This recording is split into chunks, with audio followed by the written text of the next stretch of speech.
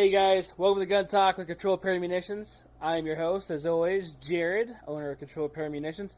Tonight's a little bit different tonight. This is going to be our last episode for like 5 weeks. I start teaching next week at night and be doing that for 5 weeks.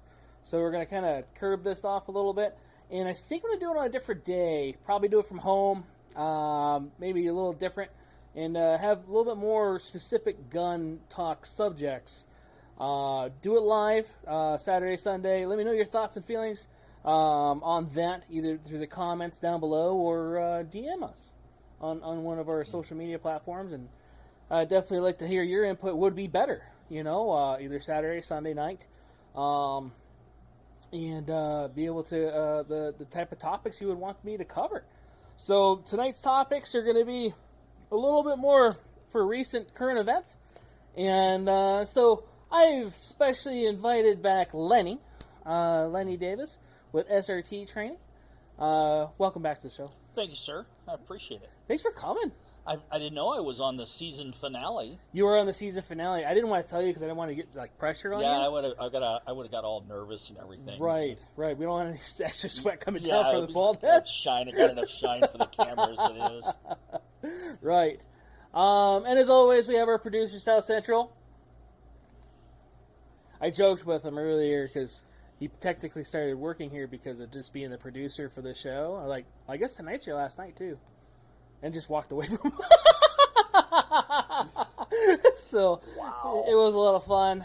But, tonight might not be a whole bunch of different laughs and different things. We're going to try to make it as light as we can. Because unfortunately that's all you can kind of do in some of these subjects. But tonight we're going to be kind of talking about gun control and some of the new legislation that's coming out. Proposed legislation. Some of you may or may not have been aware or have been noticing some of the stuff that has been coming out for the last few days. Actually, it's the last years. So... last few days, if you didn't know what was going on, you were on Mars. Right.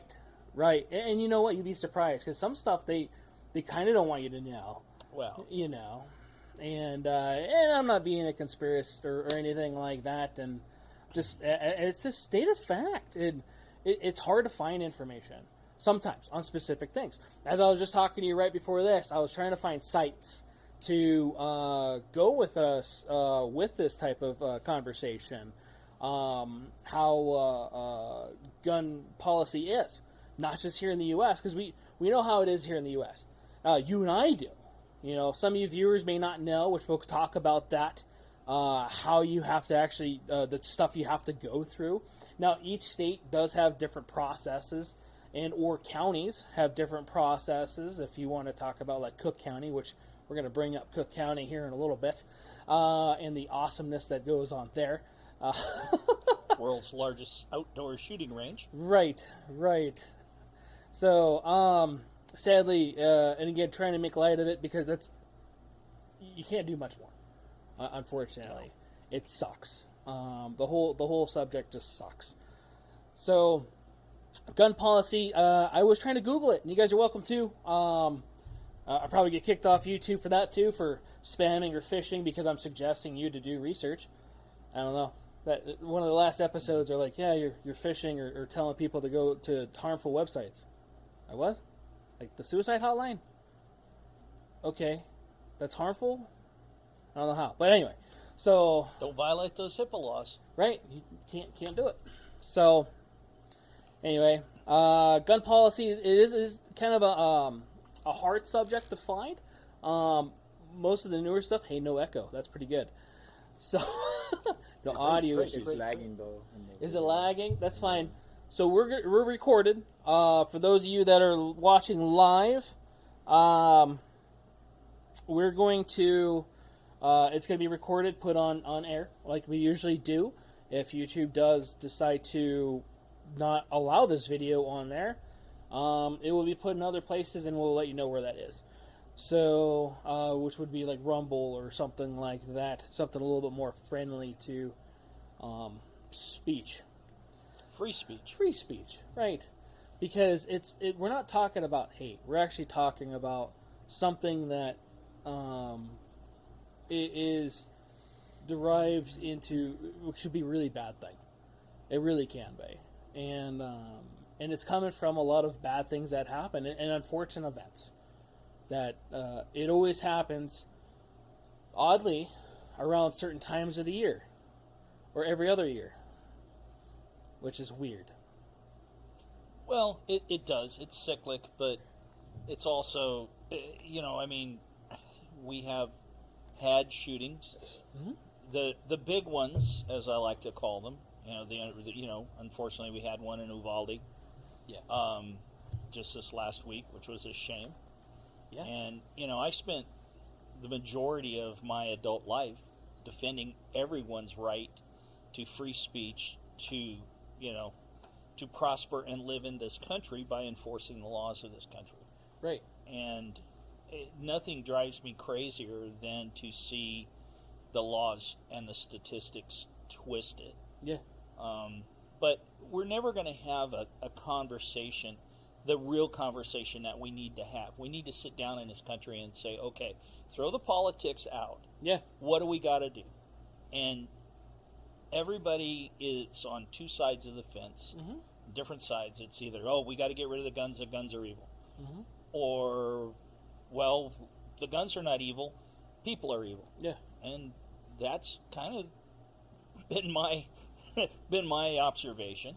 Right. That evil people will, let's start with Uvalde, I guess. Right. Terrible thing. We had Columbine, which then we had Sandy Hook, and then we had Parkland, and now we have Uvalde. Yeah. And everybody goes, the guns. Okay, well, two things. One, everybody that was in those shootings were insane. Yeah. Okay? They were absolutely insane. Or have a form of insanity. Yeah. Yeah. Yeah. And then the other problem is you can't, until we have the, Tom Cruise precog, where pre-crime Minority unit. Report? Yeah, where we go. Minority Report. Yeah, Minority Report. Yeah. Till the thought police show up. Right. And we can go, my gosh, Jared's thinking about going and shooting up a school. Right. Let's go jump on him and put him away. Right. It's never going to stop it. No. And I have several friends they're not really gun people.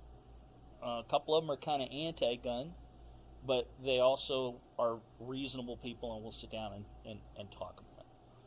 And I said it after Sandy Hook, I said it after Parkland, and I said it last week. The way to stop that, and I should say, let me back that up to say, you're not going to stop it. Yeah. But the way to make it almost never happen is to harden the school. What happened after 9/11? We hardened our airlines. Yeah. Okay? We originally hardened our airlines back in the 60s when people were hijacking airplanes to Havana. Yes. Okay, what did we do? We put armed air marshals on aircraft. Yeah. Okay? We did the precursor of TSA with airport security. Then we found out, after 9/11, 16, dedicated people with box cutters can kill over 3,000 people. So, in multiple attacks. So, what do? We hardened the airport mm-hmm. even more. Then we find a guy who breaks, because they broke into the cockpit, we hardened the cockpit. Yeah. We didn't tell people, you got to fly naked, okay, so right. we make sure you don't have anything on you. We said, okay, we're going to kick up security. Yeah. Why is it so hard for people to realize that all you have to do is harden a school? Single point of entry. Very simple. Single point of entry. Everybody comes in and out. Before everybody goes, what of a fire? All the exit doors are alarmed. They have the push bars on the inside.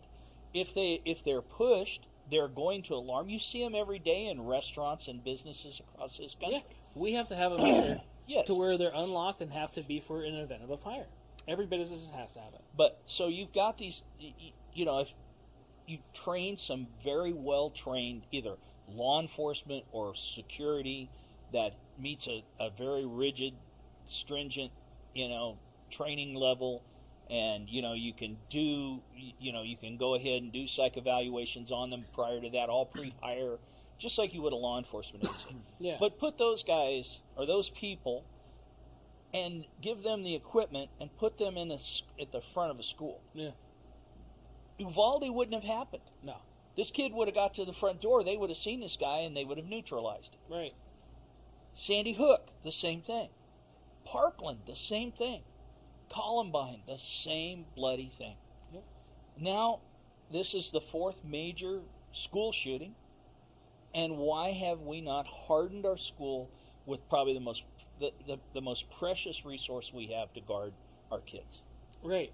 We have how many hundreds, if not thousands, of people that retire from the military every year that are looking for work, that are looking to come back to civilian life, that's what they know, and that's what they're good at. Let's use it. And we have the same thing with law enforcement officers that retired. I retired at 50 years old, and I retired because I was tired. I was tired of my agency. I was tired of what I saw going on when we became Department of Homeland Security from my former agency, U.S. Customs. I wanted out, but I was training troops. I retired on Friday, and on Monday I was training troops, getting them ready for Afghanistan and Iraq. Yeah. Okay, so I still could do the job. There are cops that retire every day. Yeah. That can still do that job. Right. And be very damn good at it. And right. military guys. Right. And security professionals. Right. So the manpower is not the problem. No. And I get very upset after the last 2 years. We spent all this money. There is something like $100 billion of COVID funding that has not been spent. Right. Why can't we harden our, Congress goes in, the House goes in and says, hey, let's take this $100 billion and let's harden the schools with it. Here's the plan. This is the minimum standards for the school to harden a school, and away you go. Yeah.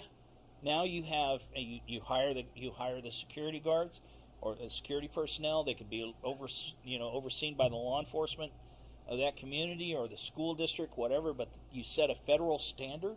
Right. Okay, set a federal standard for these guys. They apply like any other job. They get it, and they go to work, and they keep our kids safe. Right. Now, first thing somebody's going to say is, okay, well, that's going to keep them safe in the school. What about when they're at recess?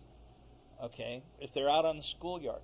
What about if they're on the bus on the way home? Well, look, you can't wrap the world in bubble wrap. No. Okay, so let's be realistic about it. Where we had these shootings inside the school, let's harden the school, keep the shooters out. Okay? Right. That to me is the most common sense. It could happen. It's now June. If Congress got off their rear end, mm-hmm. and we got by December, you'd have the schools probably nationwide hardened. Right. And so, what the hell? Yeah. Yeah, no, there's a process, and yeah, it can be a little bit of work, but look how much work we're doing in other things that maybe if it's a really big thing, and because it is, loss of life is tragic. Yeah. No matter who it's for, and biggest thing is too, guys, for anybody that's paying attention to this either live here right now or listening to this later, we're not trying to politicize this at all or make this a certain way or an agenda. It's actually just our thoughts and feelings and how it can be better, possibly. And I'm sure there's somebody smarter out there than both of us that could probably come up with something. And, I hope that they do. Well, but I don't think gun policy or removing the gun is the thing, because we were just talking right before this. Guns are the only thing that get blamed in the event of something bad happening. Okay? If somebody gets killed in a DUI, you know what? Let's stop making Camaros. Let's stop making Suburbans. Let's stop making F-250s. Or whatever it was that went through and accidentally killed those people. No, we blame the dumb person behind the wheel that went out, got inebriated, got behind that wheel illegally, and then drove into that other person. Well, a perfect case, it happened here just a few months ago. Mm-hmm. Former Raiders player, right. intoxicated, 130 some miles an hour on a 35 mile an hour street here in Vegas. He rear-ended a young lady, and she and her dog were killed in a fiery crash. Right. And he's going to go to prison, and all of that once he had probably, I would say, but we're not out. I don't see Mothers Against Camaros. No. I don't see anything like that. No. And it's Mothers Against Drunk Drivers. Yeah, Mothers Against Drunk Drivers. Well, why Right. isn't it mothers to harden our schools? Right. You want to make it. This new law is supposedly the Congress is coming out to the Protect the Children Act. Right. Okay. Well, there's not a damn thing in that Protect the Children Act to harden it. No, it's all gun legislation. It's all anti-gun legislation. Mm-hmm. Which, okay, I know you're going to go, who are you and what did you do with my friend Lenny? Maybe there are some things that we could back down a little bit. Maybe, but not at the cost. It's not the most field expedient thing to solve this problem. Right. Because you're never going to take, I tell my friends, if I could magically take every gun away right now, except for the police and the military, one, we'd be living in a gulag. Right. Okay. But two, if you could do that, the bad guys are always going to have something to hurt them. To hurt somebody. There are. Two brothers in Boston. They didn't have guns. They went to cookers. They went to Walmart, bought pressure cookers, and then they went and bought fireworks. Yep. And used it and made improvised explosive screwdrivers or nails, nails, everything. Bearings, They basically made a giant bomb. Yeah. So what's stopping it? Like we were talking earlier, what's stopping a kid from psycho like this kid in Uvalde saying, okay, well, I want to blow up a school. So Right. he goes and makes a whole bunch of pipe bombs and starts throwing them into classrooms. Right. And we're not suggesting to do that or for anybody to do that. It's hypothetical. Yeah. It's if you think if anybody's out there Right. think that I am actually telling you to do that, Right. Report to your local police department and turn yourself in because you need help. right. And I guess I'm going to segue right into it. Yeah. The thing that drives me the craziest part of this thing, since I can't think of I forgot the name of the decision, but it was in the early 70s. It said you cannot hold a person for more than 72 hours for a psych evaluation. So that changed everything.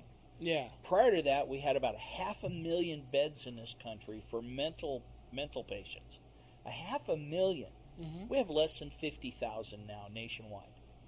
So, And our nation's grew since then. yeah, just a tad. Just a tad. It's Right. grown a little bit. And look at Las Vegas. Yeah. Since I've moved here 20 years ago. Since you moved here almost 40 years ago. Not that long ago, but Wasn't even 1988's alive. not that. Siri, how many years? No. But it's been a while and it's Yeah. changed. Just Yeah. our town has changed. Absolutely. No, it totally has. And I sit here and I go, okay, what happens to those people that, okay, they've got obviously some mental problems. They have contact with law enforcement or whatever. They get picked up. They get taken into the hospital for 72 hours. They usually don't spend more than about 48 hours. They get, they get some medical attention. They're given meds and a referral to a psychiatrist somewhere, and they never go. Yeah. They're back in the street. It's literally, in, out, repeat. Yeah.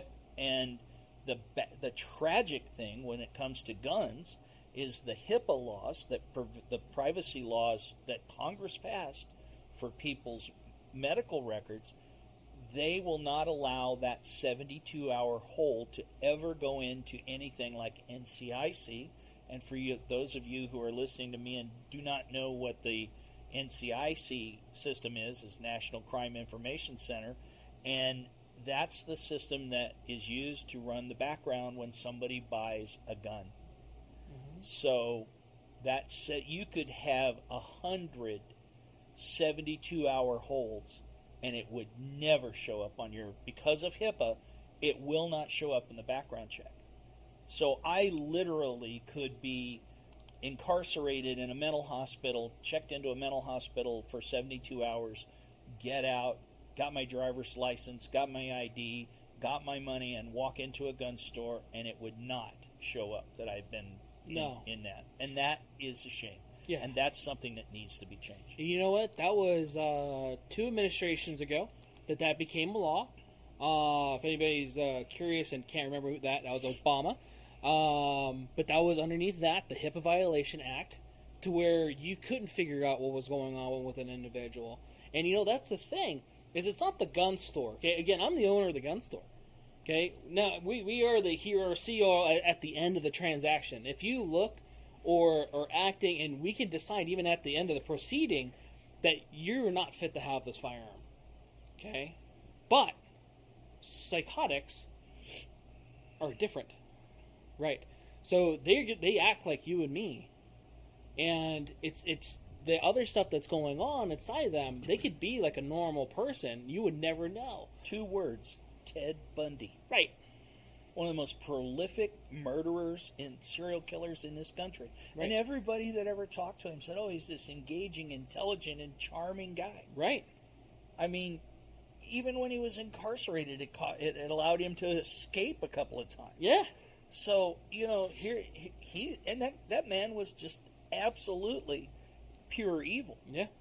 And so, making all these feel-good laws, it's the other thing that came out in this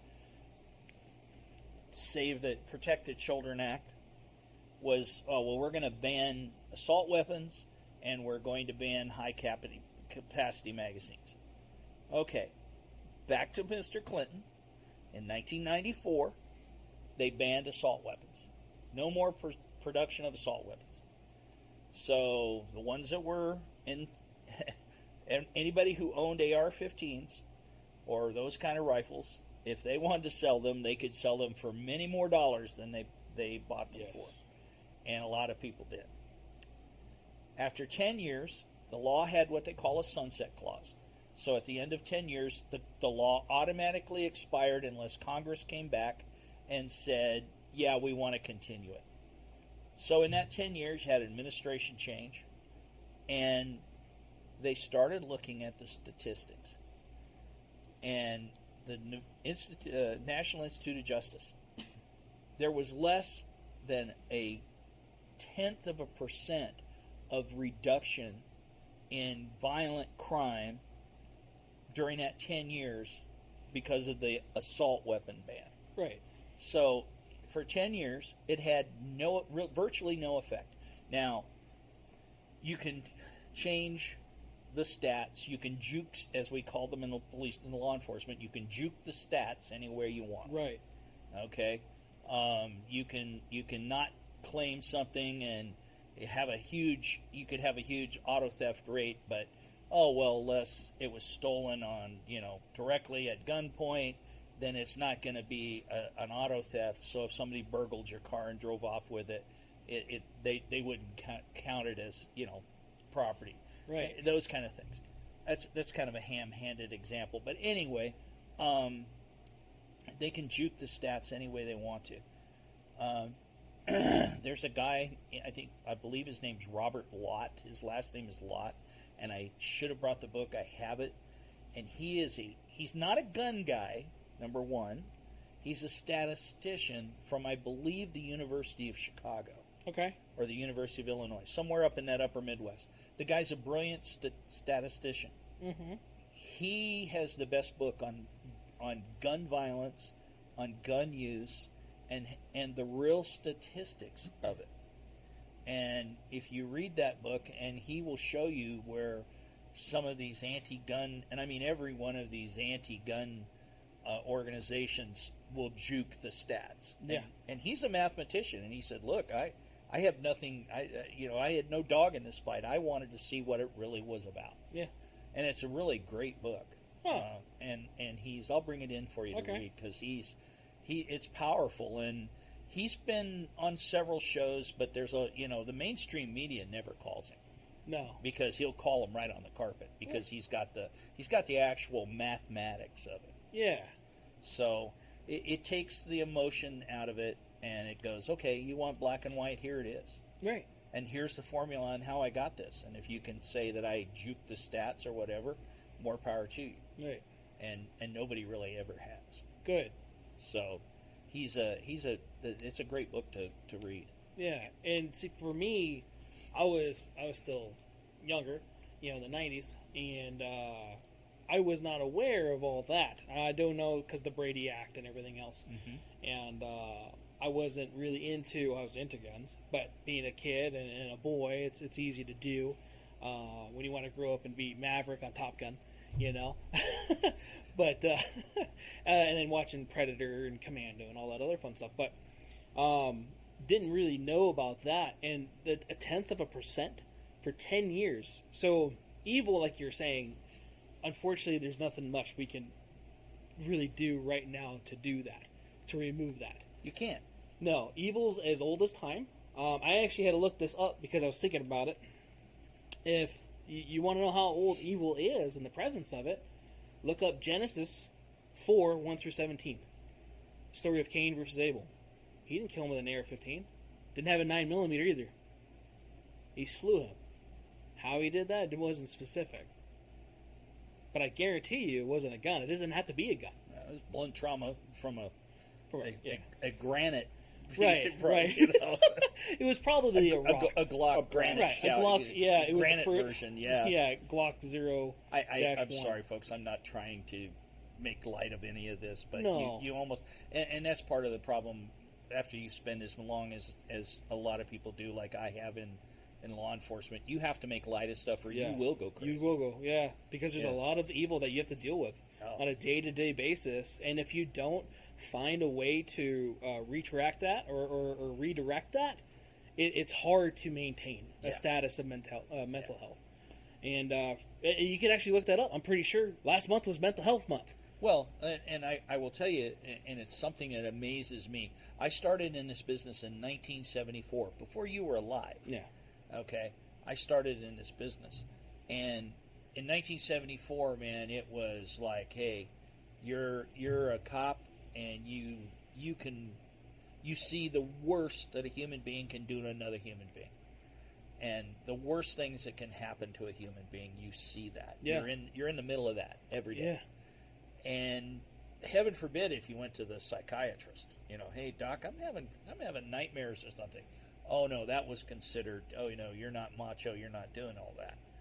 But over the years, people have realized, and I think a lot of it, because of the wars that we've had in the past 20 plus years, the PTSD, and they're starting to realize that police officers, they may not be in Iraq, but they're in Chicago and New York and Los Angeles and San Francisco and Richmond and places like that.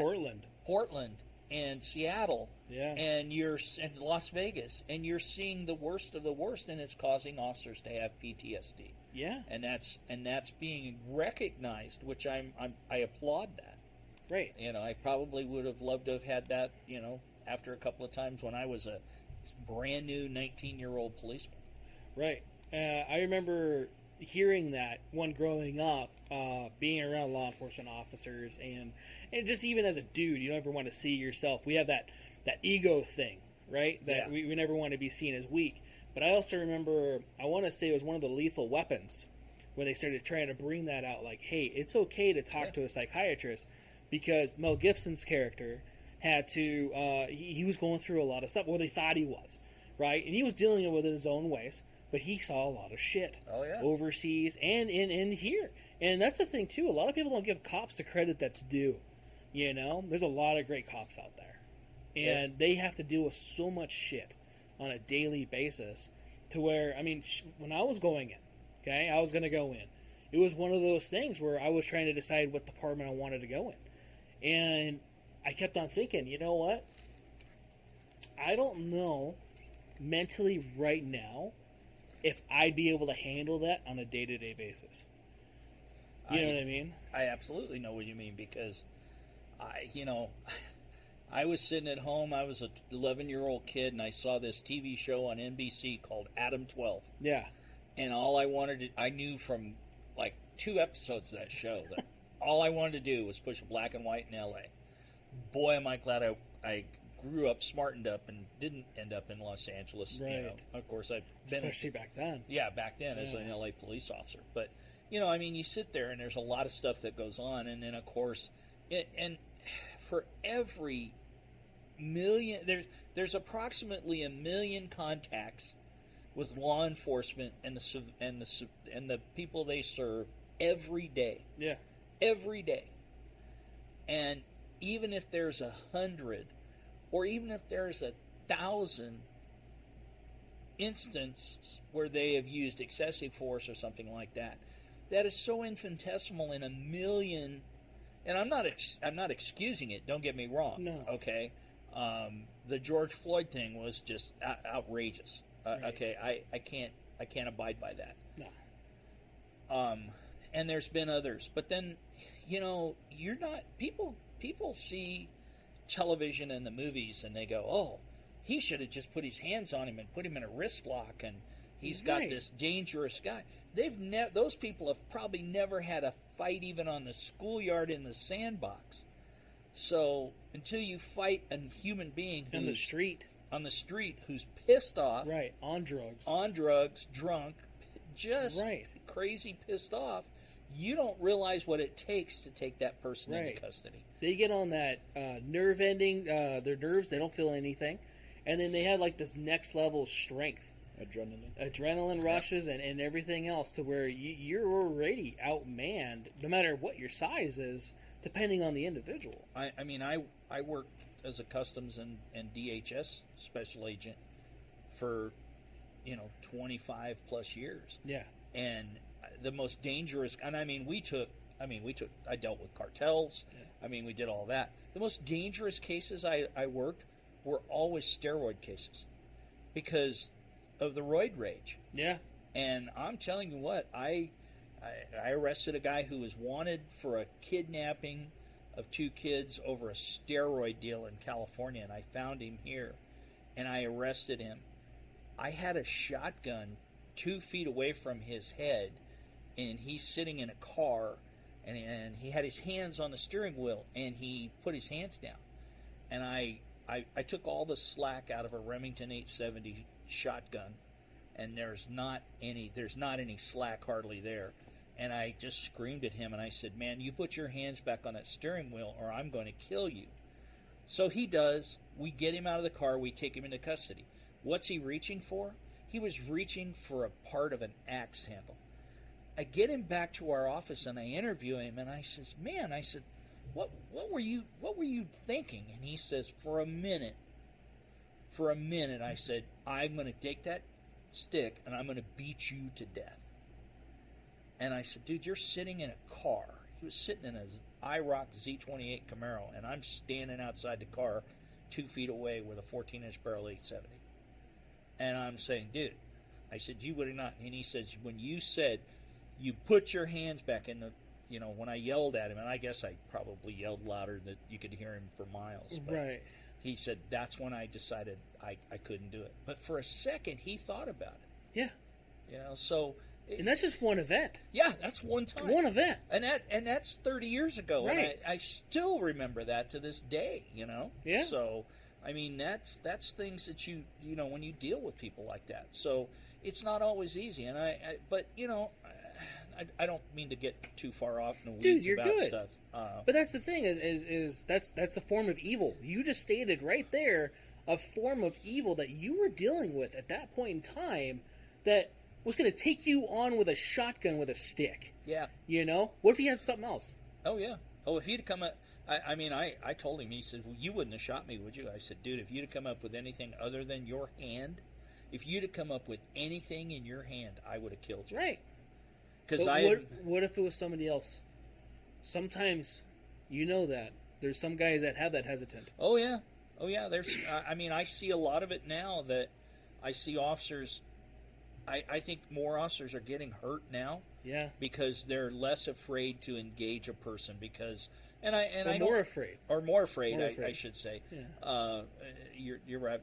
You're more afraid of engaging a person because you don't want to end up prosecuted or used in the news for something bad. Yeah, look at the 6 officers in Baltimore that put Freddie Gray in the back of the deal, and they got prosecuted. You know, or they were found not guilty, thank God. Yeah, but they got prosecuted anyway. Yeah, and look at this. Look at the people like Gascon, the DA in Los Angeles. Okay, we were talking about laws. Let me bring out another little tidbit. We were talking about it earlier. We're talking about laws. And I heard tonight they were talking about all the guns that go to Chicago are all coming across the border from Indiana. Yep. Okay, they're coming across the border from Indiana. They're either stolen or they're straw purchased. Right. Which is illegal, by the way, to do. Very illegal, federally illegal. It's a federal felony to do it. Yeah. And in 2017, there were 77,000 reported cases reported to the Justice Department. Yeah. So that's referred to ATF, FBI, everybody that the Alphabet Gang. The Alphabet Gang. Yeah. To the Justice Department, to the United States Attorney's Office. 77,000 cases. Take a guess on how many were actually prosecuted. Probably a tenth. Less than 7,000. Yeah. Out of 77,000 cases. Yeah, that's a tenth, people. Yeah. I'm not a math wizard. So you can't tell me... Siri, how many... you can't tell me that we need more laws on the books. And they're saying, I heard tonight, we're going to tighten up the straw purchase law. It's tightened up enough. Prosecute the cases that come in the door. Right. Prosecute those people. And they're going, well, we don't want to have a prison full of people. Well, you either have them in a prison or you have them on the street, folks. It's your choice. And doing things like what has been happening the last few weeks. Yes. So it's one or the other. Yeah. So, we're talking about Chicago. How many shootings how many shootings this year has happened in Chicago? Anybody know? Siri? Up to this day. I heard. I looked it up. No, I can't. I heard the number the other day, and I don't know if it was shootings, and I think it's it must have been deaths. It was like 280 people have been killed in Chicago since the first of years. Yeah. I don't know how many 971 shootings. How many? 971. 971? Right. Which are it's kind of like on the down low. Or it's a little on the down scale. It's on the down scale? That's a shit ton. And again, that's a legal firearm transaction. Those aren't people that are legally going through there. You can't legally buy the guns they're using in Cook County. Yeah. Okay? If you guys were curious, Cook County is Chicago. Okay? I can't sell anybody a gun that from Chicago here. I can't sell them a shotgun. They're saying that U.S. is the easiest place to get a gun, right? Well, even a long gun. I can't sell a long gun to a Californian. There are certain states, certain counties I can't sell firearms to, and the easy ones, just for hunting purposes, or however they want to fucking define them, a gun is a tool, okay? A gun is a tool. You know how many different Phillips head bits there are? I wanted to look it up. I didn't. But there's tons. Yeah, go ahead, check it out. So there's tons of different Phillips heads. That's a fucking screwdriver that looks like a cross for anybody that doesn't know. Okay, it has a point to it, and depending on the point, depends on what type of Phillips it is. They have the Prince tip. They have the number 1, number 2. They have the Z's and some other shit. They have all these other different tips, and that's just a fucking screwdriver.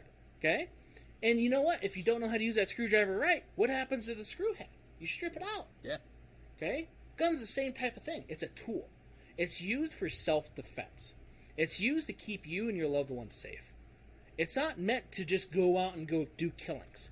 And I will tell you something. I hear this all the time from the anti-gunners. Oh, there's no such thing as a good guy with a gun. We can't have... Because their big thing is saying...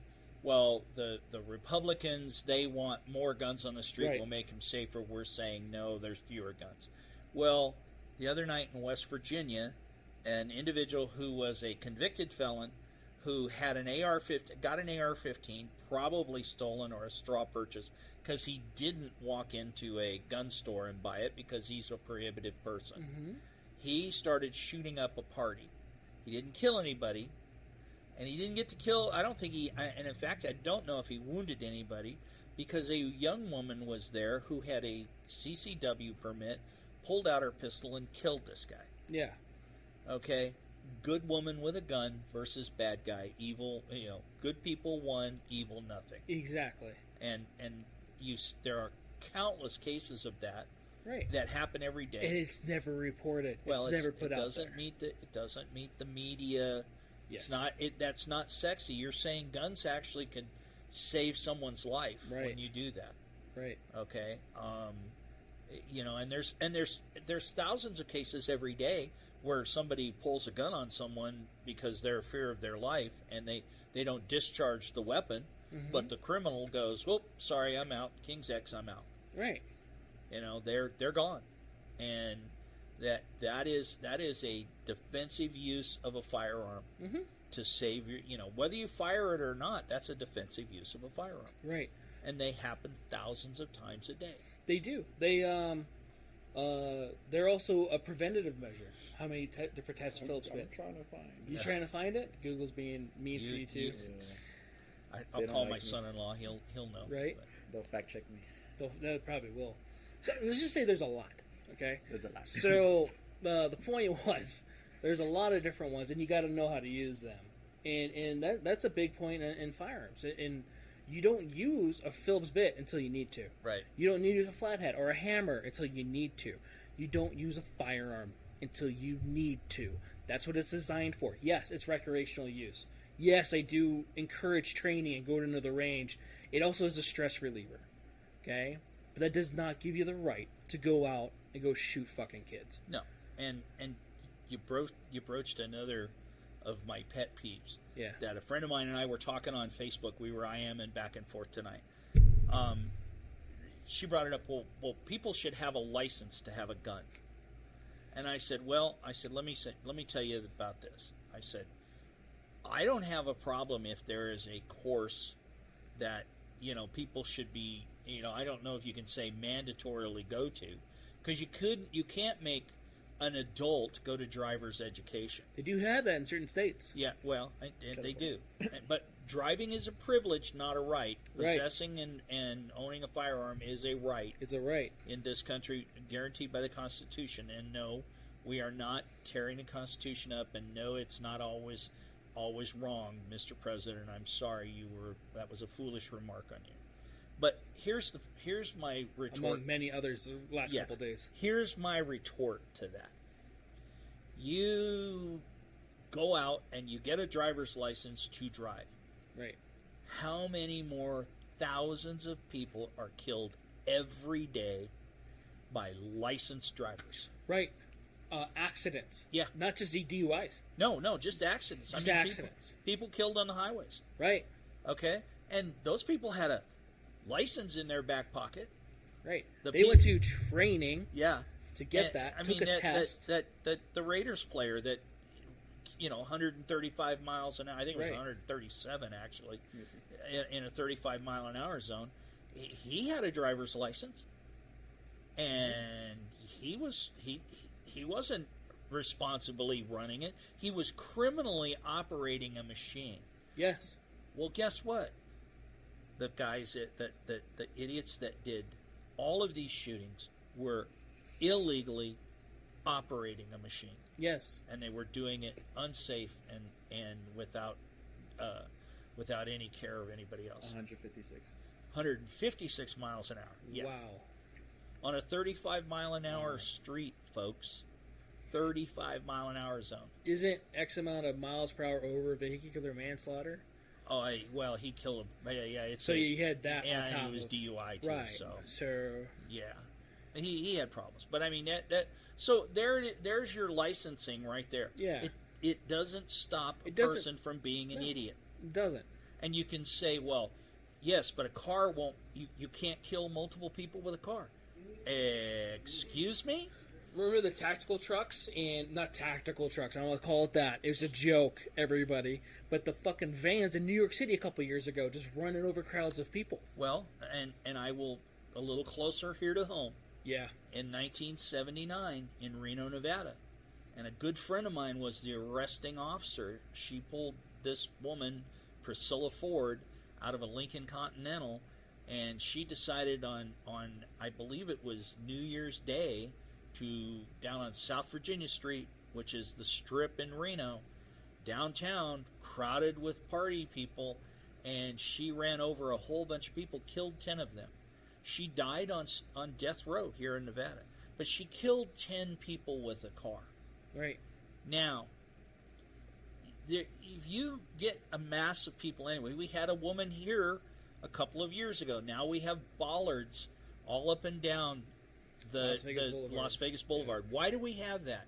Because one crazed woman ran a bunch of people over on the Strip. Mm-hmm. What did we learn from that? Oh, hey, let's harden the sidewalk on the Las Vegas Strip to prevent that. And make catwalks. And we did the catwalks. Yeah. We still get about 100 people a year killed here, pedestrians killed in accidents. Right. About 100 people a year, they're drunk or they just jaywalk. I see people jaywalk. I see people on their phone not paying an iota of what was going on. Right. So the licensing thing to me is it's not going to work. It doesn't work with drivers. Because if you're a safe driver and you're a conscientious driver, you got a driver's license, but you respect the car, you respect what it does, you respect other people, you don't road rage. Okay, right. I'm not guilty of road raging in time or two, but I've never shot at anybody and I've never cut anybody off. I may have developed verbal I've said some probably words that the FCC would not let you say. And I probably developed arthritis in one finger in my hand. But at the end of the day, and I've had car accidents before. Okay, I've gotten hurt. I've crashed cars, and it's.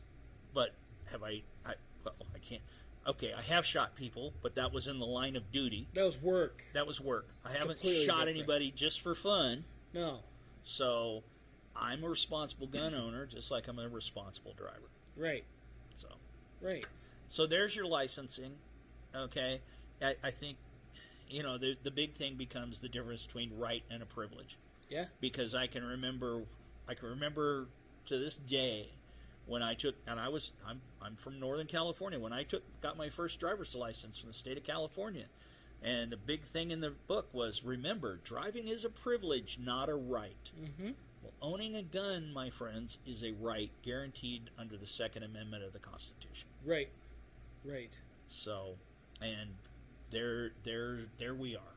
Yeah, and it will not be infringed. Yeah, and the next thing I saw in this, one of the things that I haven't seen the bill, obviously, because they're still talking about it, but banning assault weapons, we talked about that. Banning high capacity magazines.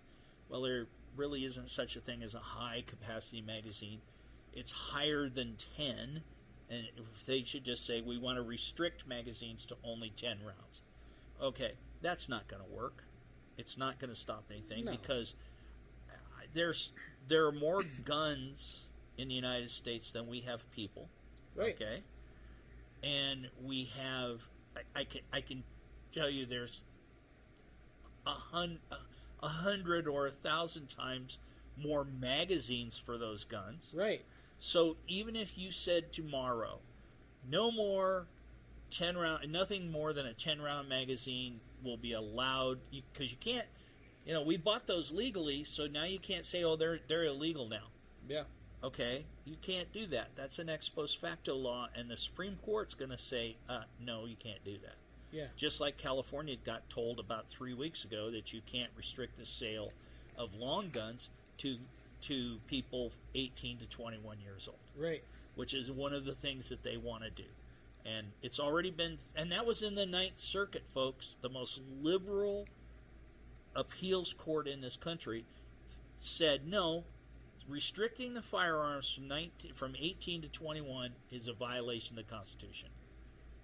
That was the Ninth Circuit. It never left the Ninth Circuit to go to the Supreme Court. Right. So now you have that. So what are you going to do with these magazines? You've got all of these dreaded 30, 20, 30, 60 round magazines. Okay, what are you going to do with them? You can't make them illegal. Okay. No, because then we fill up the prisons. Yeah, well, yeah, because then you can't have that. What are you going to do? Turn everybody that owns a gun into a felon? Yeah. Okay, we go back to that. Well, let's get rid of all the guns, and if you have guns, then you go to prison, and then now we have a gulag. No. So you're going to have these magazines, just like the assault weapon ban. They said no more sales of 30-round magazines. Okay? Yeah. You couldn't walk into a gun store and buy a 30-round magazine that was made after the day that the law went into effect. Right. And I never had a problem. I was still in law enforcement then, but I know guys who were civilians that didn't have a problem. And, somebody's got magazines for sale, private parties. Right. So you're going to get magazines. Right. The law enforcement agencies have got them. The military's got them. They're going to walk away. They're an expendable item. Right. So they're going to walk away. So you're not going to stop this by saying all that. Again, go back to protecting what we need to protect. Yeah. And when you take when you look at the people that are killed and how they're killed every year by the FBI, last year was I think it was 2019. The FBI said there were 300 and less, just slightly over 300 deaths caused by long guns. Didn't say assault weapons, long guns. So that's rifles, shotguns. 300. There were 700 people nationwide that had gotten beaten to death with hands and fists. So now what are we going to say? We can't ball up our fist? Oh my God, you're in the assault fist position. Everybody in some sort of martial arts is now a felon. Yeah, now a felon. Yeah. So, they say, I hear this term and it drives me crazy. Common sense gun laws. Okay. If you can come up with a common sense law that actually makes common sense, but when you're relying on the head of your country to be your guide, and he puts out. I mean, I still shudder every time I think when he was vice president. Oh well, we don't need an AR-15. Go get you an old double-barrel shotgun, and you think somebody's outside your house, open the window and shoot it outside. That's what I tell my wife to do. Mm-hmm. Well, a gentleman in Washington State did exactly that. Yep. And he got arrested for it. And he went to trial. And he told the jury, he says, the President of the United States said that, advised that's what we should do. Yeah. And they acquitted him on it. Oh, yeah. Because it was yeah, I'm sure that wasn't the only case, though. Yeah. Well, yeah. So that's the sad part. But I mean, we all know in the firearms world that if you're responsible for every round that you fire, yes, and where it goes. So you have to know what's your target and beyond your target, and you're responsible for every round that you lose. Right. And if you're negligent, you're gonna face the consequences. Yeah. And if you're a criminal and you shoot somebody, you should go to prison. Right. End of story. Yeah. So. No, yeah.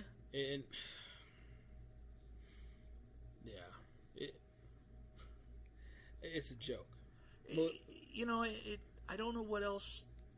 Of course now this and tonight I felt really bad for a guy named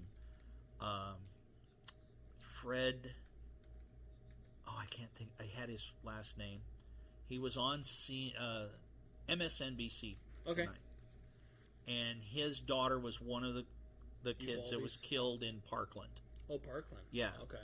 So they had him and a Congressman Lou from California, who was in the is on the committee hearing the hearings today. Gutenberg? Yes, Fred Gutenberg. I feel really bad for Mr. Gutenberg because nobody wants to lose a child. No. Okay. But I saw how rabid people can be. I shouldn't say that. I see how emotions carry people away. Yeah. Because they spoke to this congressman about, and that, and then they asked him what he thought of it. and he praised this congressman. I thought you guys are right on. You're really doing it. You're doing what's right for these people. And then he talked about, well, what do you think about the people across the aisle? And he said, they are insane. Every other word was, they're out of their minds. They are insane. They're crazy. So, there's where we can't have that conversation. Right. We can't have that we need to have that conversation. Yeah. Sit down and say, okay, where is that at? What are we comfortable with? I know there are people who are gun enthusiasts that, they're all over the planet, Yeah. and they're like, oh no, you can't have you got to have everything. I know some people that go, well, okay, if I want a rifle, I get a rifle. Do I want it? Do I have to have one or more? Can I have only one? I'm not. And don't get me wrong, and don't send me hate mail, guys. That's not what I believe. I'm just throwing that out there as a conversation, because God knows I have more than a couple of evil black rifles. But that's the conversation that we need to have, and we've got to take this emotion out of it. And oh my God, it's for the children. Okay, if it was for the children, we would be hardening the schools, single points of entry, and we'd be hiring gentlemen, right, or hiring people, men and women, to be the security guards for school when it opens up in September. Right. That's what we would do if you're going to protect the children. Right. I don't remember who it was yesterday. They were in. I want to say it was yesterday or the day before, because we were closed Monday, but brought the schools in Jerusalem. And the schools in Jerusalem, I can't remember what year, so I don't want to get fact-checked or anything. Would you like to know? Because I know the guy that said that. Yeah? Was that you? It was me. So we were talking about gun legislation. He's going to Israel, and Yeah. Well, go ahead. Well, it came from you, so I'd rather it come from you. And this is the thing with Israel. They're the perfect example. In the early 70s, they were having terrorist attacks at school. They still are, by the way. Well, they are. Well, they are, but they're not going into schools. Yes. What did they do to stop that? Well, let's see. They hardened the schools. They made them a single point of entry. They put well-trained guards on them. They even have guards that sit like 50 or 100 yards away to watch people that go to the front. Yeah. So they're doing all of this, and how hard is it for us to do that? We don't have to, and I hear from the other side, oh my God, excuse me. Wendy's. Yeah. We hear from the other side, we don't want to make our prisons or our schools a prison. Well, we don't want to make them a morgue either. No. So I can remember going to the airport and walking to the airplane and not have to go through security. Okay, I was young then, but I still remember that. I remember that. No, the Wright brothers were not the pilots. Okay, but you can't do that now. No. And because we hardened it, because, well, gee, guess what? They used airplanes to kill 3,000 people in 2001. So why can't we harden the schools? Okay? No, that's not going to stop things like what happened in Tulsa yesterday. Right. Another unfortunate event. Yeah. That was by a person that it was not mentally fit. No. And probably on drugs, or painkillers, because he'd only had surgery on the 19th of May. Right. So he was probably under, I don't know about Oklahoma law, but here in Nevada, if he was under the influence of painkillers, he was violating the law anyway. Right. So you're violating the law. Right. Well, why did people violate the law? What, the law's there. Well, you're not going to make laws to stop people who want to commit crimes. No. And you just had, I guess today, I can't remember where it was. I just saw it before I came over here. There was a funeral today. And there were like 6 people shot at this funeral. Well, it was a gang funeral. Okay? That happens so often in Los Angeles that people, right. Yeah. But they're because of coming on to South Central. South Central knows. Sadly. Yeah. So, but I mean, it happens so often that but because it's coming on the tails of Uvalde, and then you had Tulsa yesterday. That, oh my God, here we had 6 people shot in a funeral. At a funeral. Yeah. Well, that's the thing too. They don't usually do the hate on hate media. It's usually the innocence taken by an evil person. Yeah. Where if you look at the statistics of hate on hate crime, it's going to trump any form of mass shooting which has occurred. We just had that one the other day here in Henderson. The bikers. Yeah. It was like 7. So mass shooting in Henderson. It was a gang rivalry on the freeway. Hell's Angels versus the Vagos. Right. Yeah. So, and you know what? It was like a day or two, and everybody's kind of forgotten about it. Actually, a lot of people haven't even heard about it. Yeah. And it was here. And it held up 95 both ways. They had for it blocked hours. off for hours. Yeah. And let me tell you, as somebody who in my former life worked undercover with bikers, I know that is can be a very, very dangerous world. In those outlaw biker clubs. Right. Okay, they're criminals. You know. Okay. They're criminal. Not criminal organizations per se, but there are people who will. The Hells Angels in Canada years ago, they coined a phrase: 3 men can keep a secret when 2 are dead. Yeah. And that's the way it is. So that's criminal. That's evil criminal activity. Yeah. You're not good. There's no law. There's a law in every state in the union, plus the federal law against what? Homicide, against murder. Okay? Right. How many people get murdered every day in this country? Yeah, I don't even want to know the statistic, but it's like every other minute. Yeah. Or something like that. So people are getting murdered in this country. That's right. Guess what, guys? Not just by guns. Yeah, not just by guns. Yes. And certainly not very, very few. Like I said, there was in 2019, there was just over 300 that were killed with long guns, which would be everything from a hunting gun to an AR-15. Yeah, and that's less than one a day. Yeah, and there was like 600 people, compared to what 700 people that were killed with hands and fists, were just literally beaten to death. Yeah. So, here's the thing: you can make all the laws you want, and the only people that are going to abide by them are law-abiding people. And now the criminals aren't going to give it 2 hoots in hell about any law that this new law comes out. The only law that's coming, the only people that any new laws that are going to be enacted from Congress is going to affect law-abiding citizens. Right, and that's it. That's it. Because criminals are still out there. Evil is evil. They will find a way.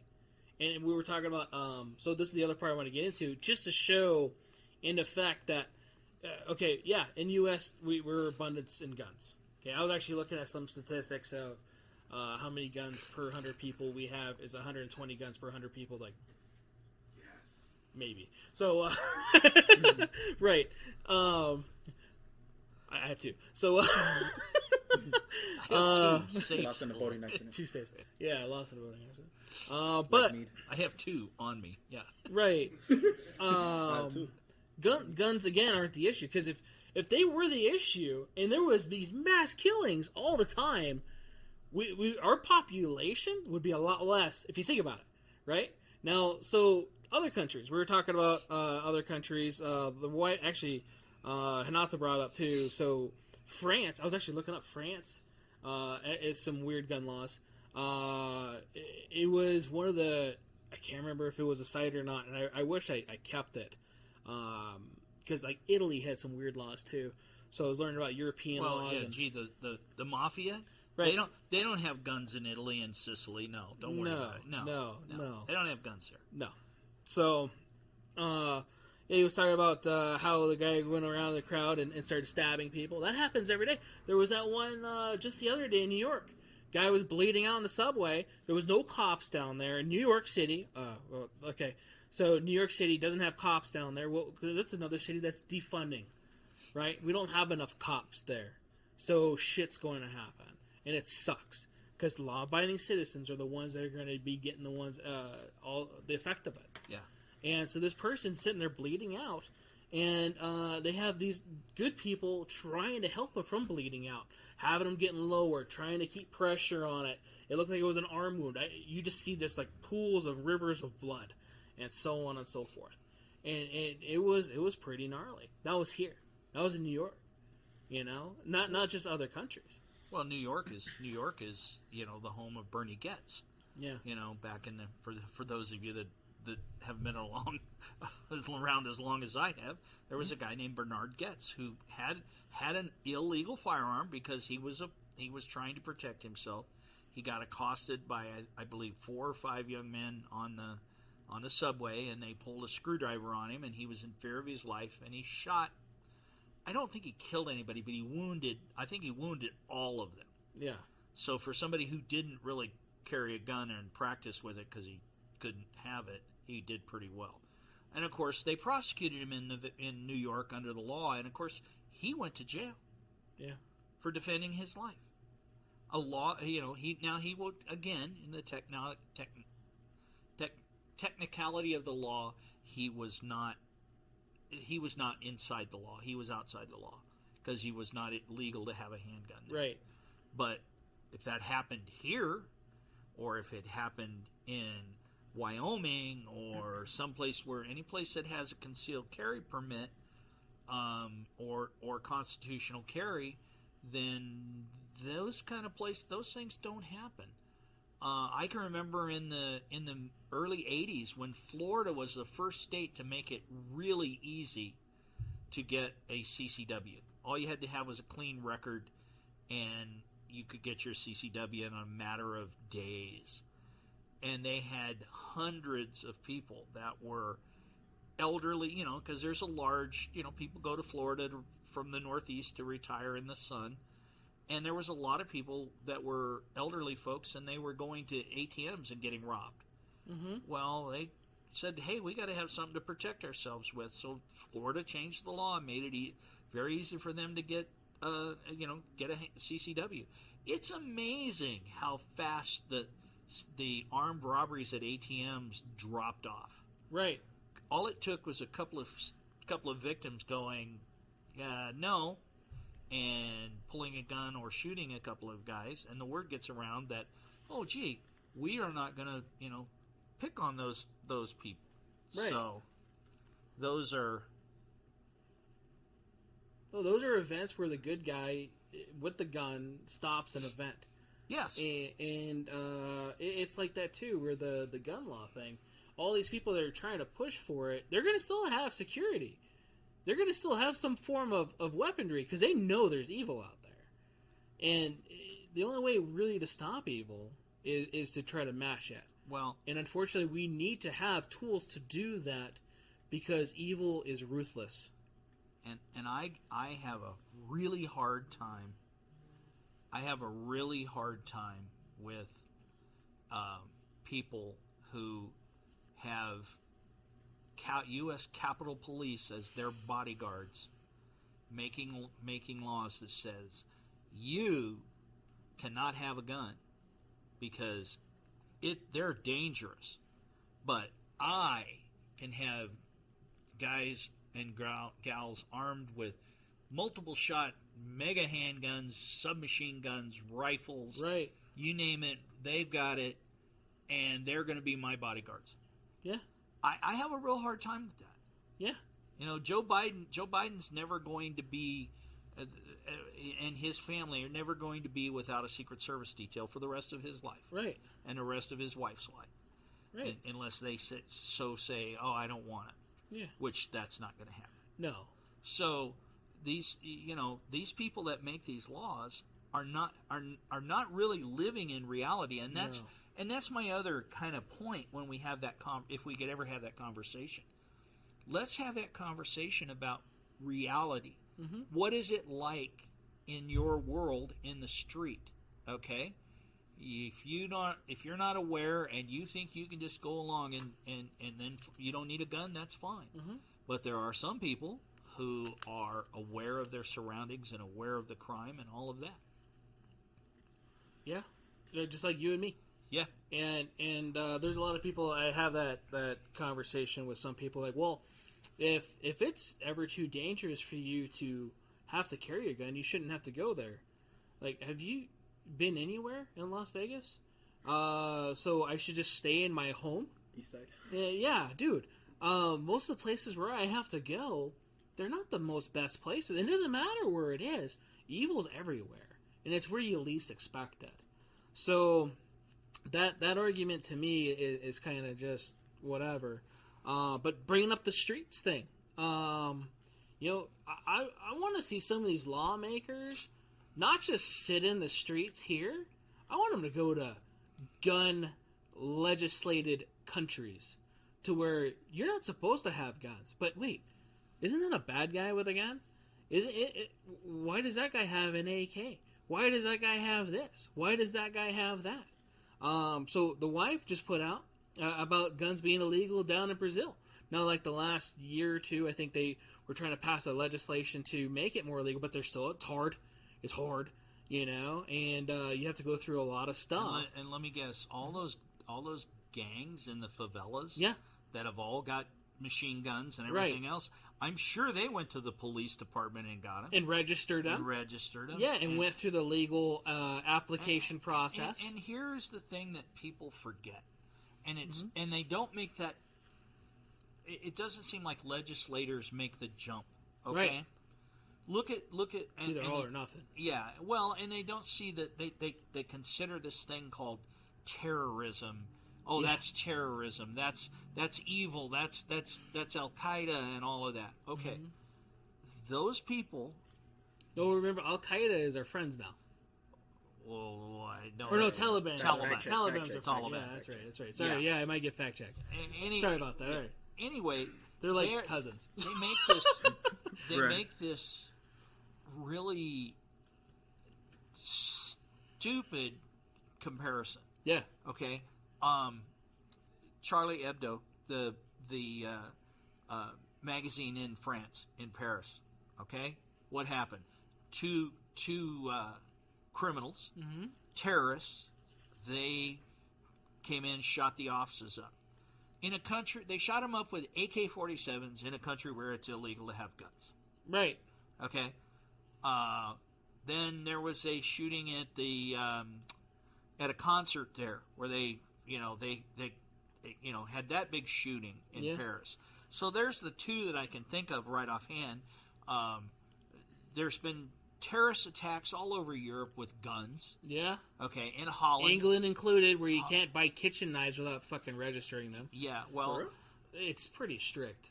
I remember reading the law. You can't actually buy new kitchen knives, I think, unless you have to, prove that you need them. I don't know. Knife attacks are so bad in the UK. Yeah. You can't hardly go anywhere where there isn't an ad for learn to stop the bleed. Right. Okay. So, I mean, that's crazy. One of the places I was talking about, when we were talking earlier, the Philippines. Okay. The Philippines. Homie! Yeah. The Philippines. It's damn hard to get. Very few people can actually own guns there. There's cottage industry all over that place, though, that they make guns. Right. Okay. Pretty good. But illegal. Am I right? It only shoots once. It's out of bamboo. Yeah. Well, it actually is a little better than that. But anyway, the bottom line is, in 2015, the Philippine National Police, their Special Action Force, were down in Mindanao, and they were trying to get two of the most wanted terrorists that they had down there. There was 392 total officers went into there. 44 of them were killed. Yeah. Okay, and one to go get two people. By to the go way. Get two 44 people were killed. Yeah, trained individuals. 44 highly trained individuals. Yeah. These weren't beat cops. No. Okay, these are their special action force. These guys are about as close as you're going to get to a real commando, and not be in the army, if you will. Yeah. I've been to their training facilities. I've trained some of these guys for the State Department. I knew 4 of the guys that got killed. They had been in my classes that I had trained before. That always gets you right in the gut. Yeah. Another place that I go to that I love, Tunisia. Okay, two of the kids that I've trained in Tunisia got killed. Okay, by guns that are illegal. All right. So what's the difference between Chicago or Henderson? Why is that not considered a terrorist act? Why are they not charging these people when they shoot in these gang deals? Like this funeral. Yeah. That was a gang-related shooting. Yeah. When they get those guys, why are they not charging them under the terrorist act? Right. Okay? Where they go to prison, basically, charge them federally for a terrorist act. Okay? Right.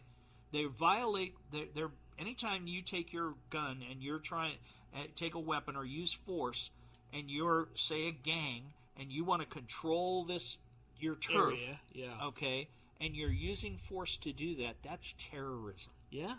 Okay. You're enforcing terrorism. You're enforcing terrorism. So why are we not charging those people federally under terrorist laws? Right. Okay. You couldn't get it. You couldn't get it right now in the county of Los Angeles with George Gascon, the district attorney, who won't charge death penalty murder. He will not charge murder. He will not. In California, you must steal over $1,000. You must go in and shoplift over $1,000 of items, or you don't get prosecuted. Okay, if we don't do something about that, and just say, oh well, hey, it's only $1,000. Could you lose it? In your business here, could you lose $1,000 a day in inventory? No. Hell no. No.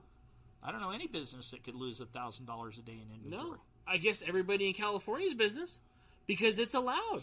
Although, especially with the videos have just been getting outrageous over the last couple of years, and nobody does anything. People going in there with trash bags, suitcases, filling them up. They're just watching. Please stop. And the security people, they're doing it. Well, and I don't blame those guys, because those are unarmed. Most of them are unarmed. Right. Okay. And you're by yourself, Yeah. And you gotta, you might have pepper spray. Right. And there's some guy in there. And if if you touch them, then you get prosecuted. Yeah. Oh, civilly. Exactly. Yeah. You don't do it by the letter of the law. Right. And nobody's going to prosecute unless it's over $1,000 worth of merchandise. Right. The criminals know that, so they'll take 900 and go, oh, I didn't steal 1,000. Yeah. It's you can't okay. and if the cops show up, they're going to go, how much is it? $700. Oh, well, we can't take him to jail. Right. We'll trespass him out of here. Here's your stuff back, if you get it back.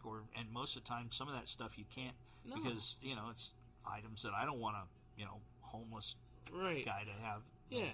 You're going to throw it away. Or damage or whatever. Yeah, so you're going to lose it. Yeah. Where did we lose? Where did we lose our common sense about controlling crime? No. I don't, and I sit here and go, I sit here and I go, I worked for a border agency for over 25 years. Yeah. Okay, I've been to the border. I know how bad the border is. I've done undercover with those people across the fence. The real people who run Mexico, the cartels. Yeah. Okay. The Colombians. Those people are very, very evil people. Yeah. We don't have a clue, because we don't wake up every morning and 8 or 10 headless bodies stacked like cordwood or hanging from a bridge. Yeah. I'm telling you what, if you want to see a hue and cry here in this country, if the cartels ever really they're here. There's no doubt about it. But right. if they got to the level where we weren't enforcing stuff and enforcing the law and let them run amok like they do in Mexico, yeah, it's over with, man. Right. Game over. I showed my students Sicario, because some of them had one. Mostly because the border scene. Well, the border scene for one, and then two, most of two's also in Spanish, so there's a lot more Spanish, and we didn't have a lot of fluent people in there, me included. So No sabo? Yeah, I need subtitles. So Huevo. For real. But You know what? The thing was, we were just talking, and it was right around the time of something around the border. And a lot of my kids, they don't know. They don't know a lot of that stuff. Like, look, this is Hollywood actually transcribing it pretty fucking close. To where you see those naked bodies that are just hanging there, the headless people, the just rampant gunfire all across Juarez. That is literally going on. That's about as perfect and real a description, right, of Juarez or Tijuana, any of those places. Right. Cancun, with the last recent months, have been getting attacked by terrorists or gang violence. And this is touristy protected area. Yeah, well, they used to tell you don't go, more than 3 or 4 blocks away from the resort area. Now they're telling you don't leave the resort. Yeah. So, And this was at the resort beaches, though, where people were coming up on the shore shooting people. Yeah. And I last time I went to, a few months before I went to Tunisia the last time, I taught some of the guys here in the States, and then I went over there to teach some more classes. And, they'd had the Bardo Museum, they had a couple of terrorists walk in there and start shooting people up. Again, AK-47s, gee, where'd they get those? Okay. And then they had a single guy down in a beach resort, and he started walking up the beach shooting people. Right. So, again, with an AK-47, okay, it's illegal to have it, but it didn't stop it. The law doesn't stop it. And it's going to still happen. And again, the law-abiding citizen is going to be the common Joe, the common person on the street today, the person that's not in the shit, that's dealing with bad stuff, is going to be affected. And all you're going to do is just let loose the opposite of what was deemed as the Wild West. Yeah. The Wild West was controlling evil.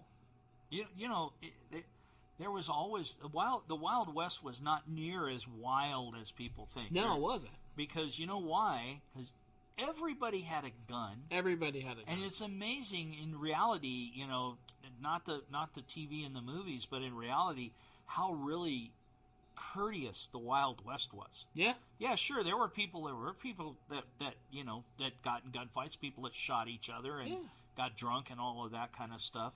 But you didn't go around and shoot people, for no reason. For no reason. No, and if you did, you got prosecuted. And I'm telling you what, you got a long drop with a short rope. Right. And it usually didn't take 20 years to do that. It took about 20 minutes. Right.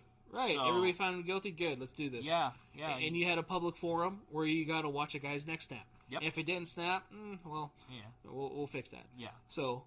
But you have. Yes, there were people that were evil then. Yeah. Okay. But everybody had a gun. Right. Okay. It was not a thing to carry a gun. Right. Now I'll date myself even more. From 1971 to 1973, I went to high school in San Andreas, California. Okay? Every fall when we went to school and you drove to school, there were deer rifles. There were more deer rifles there than you could shake a stick at on the school campus, in the trucks, because you hunted sometimes on your way to school and you hunted on your way home from school. We never had anybody shoot a gun at anybody. No. If you had a fight with somebody, if you got a beef with somebody, you guys usually went down at the far end of the school parking lot, you duked it out, right, and it was over with. Done. But you didn't pull guns, you didn't shoot people. No. It wasn't even a thought. It was no. Oh, hell no. No. I was taught to respect firearms. Right. From very, very young age. And, you didn't, there's just this whole thing that people, it seems like we've lost a grip on things the last few years. No, we have. We really have. And not just a few years. It's been for a while. Well. It's just tragic. I'm trying to be the optimist and give. The optimist? Yeah. The eternal optimist and go, people are all not necessarily bad. No, and that's true, though. Not everybody's bad, because if you say everybody's bad, then... Jonas, but, Well... You know. But you in South Central, but Huh? huh? No, I mean people are not inherently bad. No. I mean, and you were talking about, well, gee, if guns really were the problem, we'd have this. There'd be people stacked like cordwood. Yeah. How many times have you been to a huge gun show? Right. There's guns everywhere. Right. There's not a body count in the parking lot, No. not a body count at No. at the jerky table or whatever. Right. I mean, Nowadays it's incense and everything yeah, else. well, yeah, Bro. but it's if you were going to have like this weekend, there's a gun show Yep. here in town. There'd be people going, oh, I'm not going there because they killed 40 people there last time they had one. Right. No. Right. And all those guns did it. Yeah, and of Yeah. course all those guns, the gun show loophole. Right. Okay, well, there is no, folks, for you guys that are not educated about it. That's a term the media and some anti-gun congressmen came up with. They call it the gun show loophole. You sell a gun at a show, you've got to have a background check. Right. If you sell a gun and you can do a private sale. Now you can't in Nevada anymore, but in some states you can still do a private sale in the parking lot that goes without a background check. Well, again, they're talking about, we got to have a national background check for all firearm sales. Very similar to what we do here. Right. I guarantee you right now, somewhere in this city, someone is buying a gun from another guy, one bad guy selling another bad guy a gun, and they're violating the law. Is it going to stop that bad guy from getting his hands on a gun? Absolutely not. No. And it doesn't have to be here. It's everywhere. Oh, it's everywhere. It's everywhere. Not even just in this country. It's everywhere. Every country that has ever had a way to have a firearm cross their borders, because, borders are safe, right? Oh, yeah. It's a line on a map, so if I cross it, it's bad. We're not going to cross over there because we know it's bad. No, fuck that. They're not. No, they're going to get there. They're going to put the shit there, and they're going to use it in a bad way, sadly. Yeah. And that's the thing, is if you want it to stop, get more people, trained individuals, good people, with the same tools those bad people have, and it'll stop. And you know what? We already have that. No, we don't. No, we don't. Look at our law enforcement agencies that have been dipped down, federal agencies that have been losing people. I can't remember where I was hearing that, but the military, they're trying to ramp up, or enrollments or enlistment rates have plummeted since the last year or two. Recruitments for law enforcement agencies have changed just so they could get more people. It used to be really hard to get on some agencies.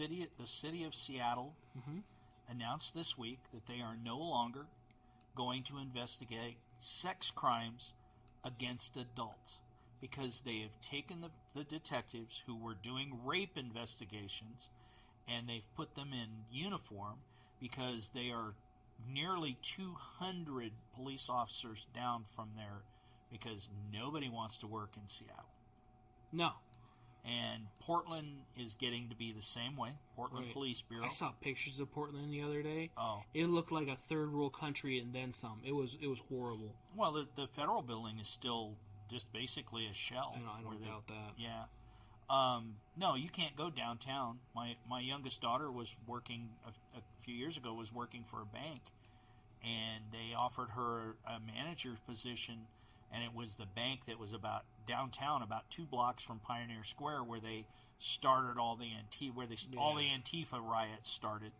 And they go, and of course, because it was a big national, international bank, oh my God, it's the man, and we've got to destroy that. We're going to destroy that bank. And she didn't want to go down there at 3 o'clock in the morning and wait for a security guard and wait for somebody to come and board the bank up.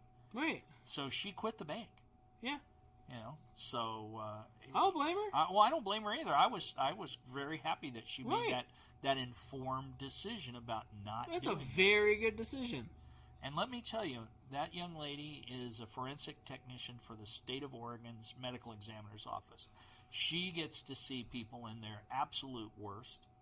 She still carries a gun. She still believes in having guns, and that there's nothing that's going to that comes across her table, desk, that's going to prevent otherwise.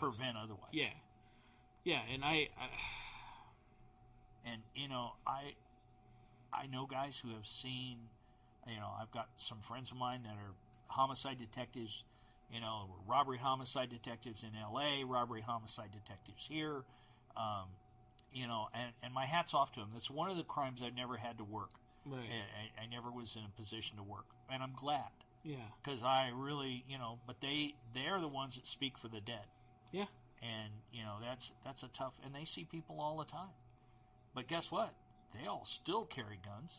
right, I don't know a single retired law enforcement officer. I'm sure there is one, but none of the people that I know go, "Oh, I don't carry my gun," especially since they have HR 218, the law enforcement 50 state carry permit, which I happen to have one in my back pocket. yeah, So I don't know a law enforcement officer, any of the ones that I know. I don't believe there's a one that doesn't still carry a firearm. right, I carry one everywhere I go. yeah. Especially in here because I end up buying guns from you. Well, yeah. But yeah, so preventative measures. Guns are also used for that. Open carry is also a preventative measure. That's another reason why many gun stores, many businesses will have some form of armed guard or agency or employees equipped with said such thing, because it's a deterrent. Case in point, 3 years ago, because this is our 4-year anniversary, right? I know, right? I was starting my night class at CSN, and some individual that was casing the place for, say, 6 so days kept on coming in, myself included, and several other people were open carrying. He never did anything. But he kept on coming in. We have people that come in and ask questions daily. And you can't, this guy is dressed like this, looks like this, whatever, because you're human. We're not going to treat you like that, and you shouldn't be treated differently anyway, because that's just fucking ignorance. But at the same time, we just think it's a normal guy.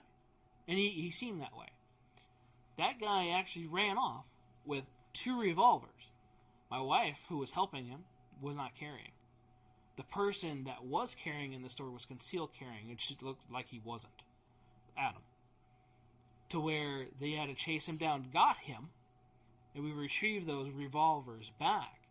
But that deterrent, okay, the gun being the deterrent, and it doesn't even have to be loaded, it's a deterrent. Because they're like, okay, that's a big fucking gun, I don't want to get shot today. Nobody wants to get shot, period. Right? Unless I can tell you from personal experience, it's not a pleasant experience. Right. Even with bulletproof vest on, it's not a pleasant experience. No, and that's the thing too. People, bulletproof vest no, it's gonna suck. You're gonna feel it. You're gonna get punched in your wherever it is, and it's going to hurt you. It is better than the alternative. Yeah. But it is not fun. No. And you're talking about the deterrent. Right. Great movie, which I use sometimes when I teach security classes. Okay. Security guards. The Town with Ben Affleck. Yep. I wanted to go Affleck. Yeah. With Ben.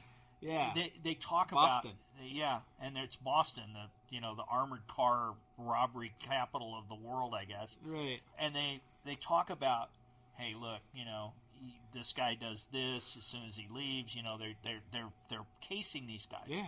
And then a little later, they're talking about, oh, we want to hit this guy, and the guy goes, wait a minute, you don't want to go in there. There's that 19-year-old or 20-year-old kid from, he's ex-military. He's got his boots bloused. He's got his Glock. He looks good. He's not somebody you want to mess with. Right. So they decided we're not going to go there. Yeah. Okay. So they're going to go to somewhere else. Yeah.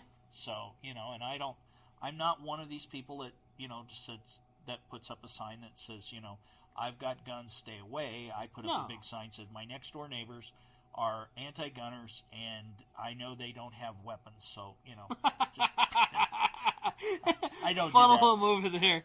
Yeah, I saw that joke one time. Right. But Oh, it is a deterrent. And exactly the same thing, we kind of circle back to the schools. Okay, if the school's you only got one way to go into that school. Right. So if I'm Which was odd, by the way. Yeah. So you're going to go into that. Well, now why is it odd? Well, because one fire code. One way Well, in. no.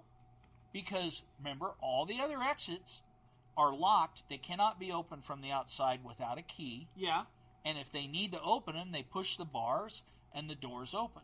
The alarm goes off, so if the kids push it and do that. Yeah. So now again, you can't wrap the world in bubble wrap. No. Okay. But if you have one entrance into that school and there's two guys standing there, are you really wanting to go in there? No. So, Now, that if we have somebody there, yes. Yeah. No, I was talking as far as the other way of what happened after. And again, there's more information coming out, and there's going to be stuff that we'll probably never know. Well, I think actually we will.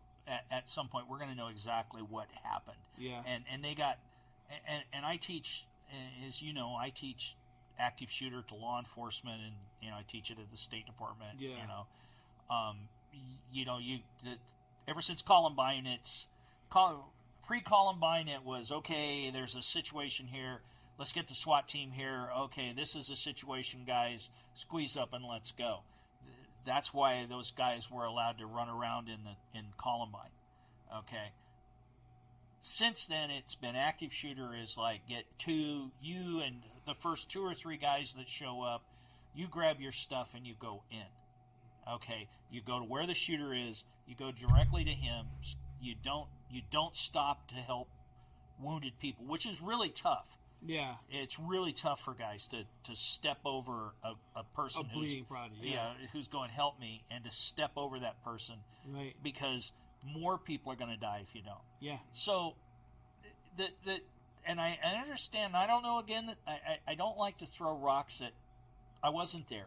Right. We Okay. talked about this. It's really easy to quarterback, couch sit, look at it, go, "Oh, we could have did all this." You weren't there. You weren't given those directives, and that's just this thing. Yeah. It sucks. Everything that happened there sucks. And everybody forgets one thing. Yeah. One of the things they've done since Sandy Hook in a lot of school districts, and I think even Uvalde Elementary had it, when the door is closed, okay, when the door gets closed in a classroom, it's controlled from the inside, and it's very, very hard to breach.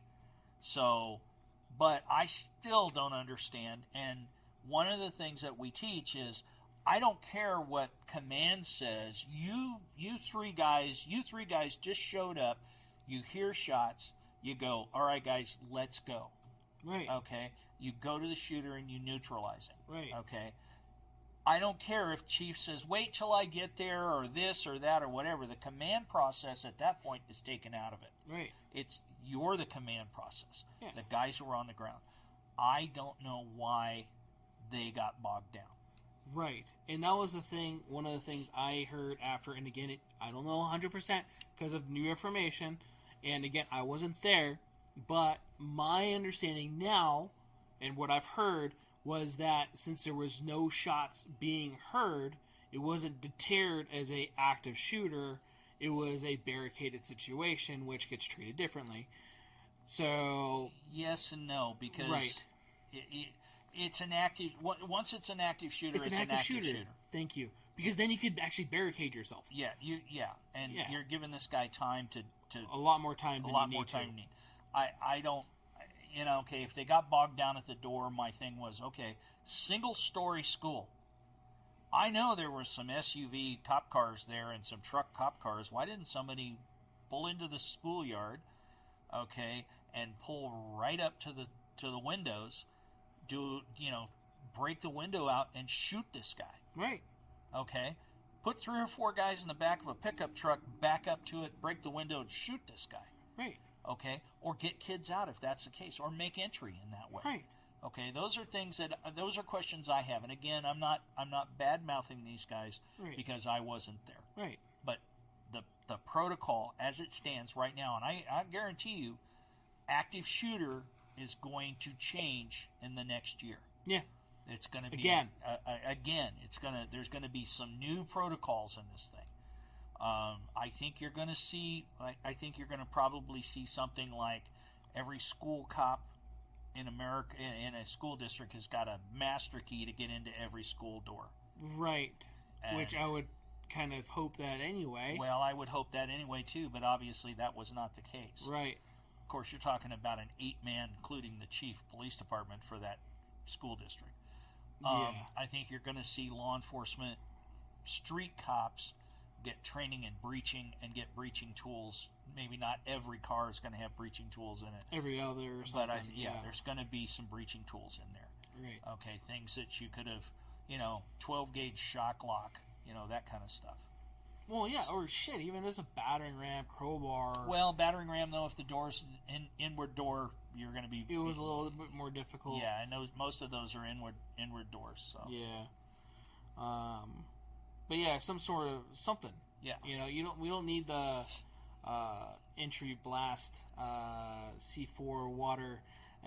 Well, I mean, that's stuff that it's great. I was a crisis entry blaster. I can do that, and it's fun to do that. Right. But it's very technical, and you wouldn't do it with kids and all of that. No. But, here's the bottom line. Okay, there's 3 things that you got to have for a successful crisis entry, whether it's a search warrant, a hostage rescue, or active shooter: speed, surprise, and violence of action. Okay, nobody likes to say violence of action. Violence of action means in an active shooter, you go to the shooter and you shoot him. I brought that up earlier. The way to take out evil is to be more evil than the other guy. You have to bring yourself up. You have to bring that in, and they use the term neutralize. Right. That's the way we teach it. And it is. And you're neutralizing the guy. Right. You're neutralizing him, hoping, with a shot in the brain pan. Right. Okay. But you're neutralizing that guy with gunfire. You're stopping the threat. Right. If you drop him and he's dead, he's wounded, okay, you take him into custody. You don't murder him. But you don't sit there and not shoot this guy. Right. So, it's going to suck for him one way or another. Yeah. And there's always going to be accidents, and there's always going to be problems. I mean, you had LAPD that went into what was called an active shooter, and the officer shot at the guy and missed, and it went through the wall and killed a little girl with a 5.56 rifle. I guarantee you that cop feels terrible even if he's back to work. I mean, that was that's a thought you live with for the rest of your life. Oh, absolutely. No matter if you're working or not, it's a job. I've pressed the trigger on a human being before, and it's not a you're not Dirty Harry going, okay, I'll have a hot dog now. Right. It's a lot of stuff that goes through your mind. Yeah. So you don't, it's not an easy thing. You have to process it. Yeah. If you're a normal human being, it's against us biologically to murder. Yeah. It's engraved in us to not do that. And for you to do that, and now again, you're doing that to protect other people, right? Because that line of work, you're not going out to just insinuate that or do that for fun. I'm not going to shoot people just to shoot. No, you doing that to protect lives. And I thank God I made a lot of arrests in my time, and I didn't have to press the trigger on 99.9% of those people. There's a lot of cops that don't, and oddly here we have a lot that we have to, and it's not because we're trigger happy. We have a lot of evil people. It's called Sin City, people. Yeah. And a lot of people don't. It's just a great fun place to come and spend money. I have a friend of mine who's former Metro motor officer. Mm-hmm. I remember this happened years ago. He was down on the strip for New Year's Eve. Some guy stole his motorcycle helmet off his helmet off of his cop helmet off his motorcycle. Who does that? Well, people will do. I tell people all the time. People will do shit here that they would not ever think about anywhere doing else. Back in Peoria. No. Okay, they pee on the sidewalk. They beat people up. They what goes on in Vegas stays in Vegas. Yeah, whatever goes on in Vegas usually ends up with a criminal record for you. But right. At the end of the day, and it's not on the news either. Yeah, And the news takes. Let me tell you, the news keeps a lid on things. Yes. Especially here. I was here in 1991 when there a certain, I call them the games, started in L.A. and they started here. I went to L.A. I was there for 3 days. I came back here. I was going out with Metro Intelligence, where I got asked to ride with them, ride shotgun at night while they were videotaping people shooting at cops. That went on for 3 weeks. 3 weeks. Never hit the national news because they didn't want the casinos and the public relations. They did not want that getting out to stop the tourists from coming here. Yeah. 3 weeks, there was cops out there battling this stuff. Yeah. You know, people that were still shooting at cops. So there's stuff here that happens daily that people have no idea. And that's not even the the alien population that gets away from Area 51 and comes here and does clones us and does weird shit, ritualistic killings and anal probes and stuff. But oh wait a minute, that's never mind. Yeah. But no, I mean we get look at New Year's Eve. There's a 300,000+ person party in about 6 blocks. Yeah. Everybody is drunk, high. They climb poles. They get electrocuted. They do stuff they would never do in Peoria. Right. Because they think it's okay here. I loved being a federal agent here because guys would come here to do deals and make meetings, and they go, "Oh, there's no feds there. And there's certainly no customs agents there because, oh, heaven forbid, we're not close to the border." Right. It was amazing because they go, "Oh, the cops will never find us." Yeah, and they all think like that too. Yeah. Oh yeah. Oh, I could get away with that. Yeah. Yeah. I've seen that movie. I know how to do that. Yeah. Yeah. I'll pat you down for a wire. Yeah. Yeah. That's all it is. Sorry, I didn't mean to take us down the garden garden rabbit hole there. No, you're good. And it's just it's true though. Evil's everywhere. And again, our cops. My hat's off to our law enforcement here. The kind of shit that they have to do. Several of them go to my church, and it's good to see them every week, if I get a chance to see them. And, just letting them know. And that's the thing, too. I wanted to make sure this was a point.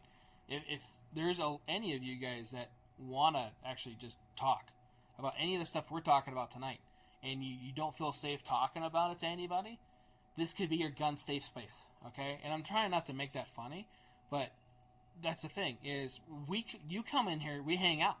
We talk all the time. Not just you. We have other customers that we just talk.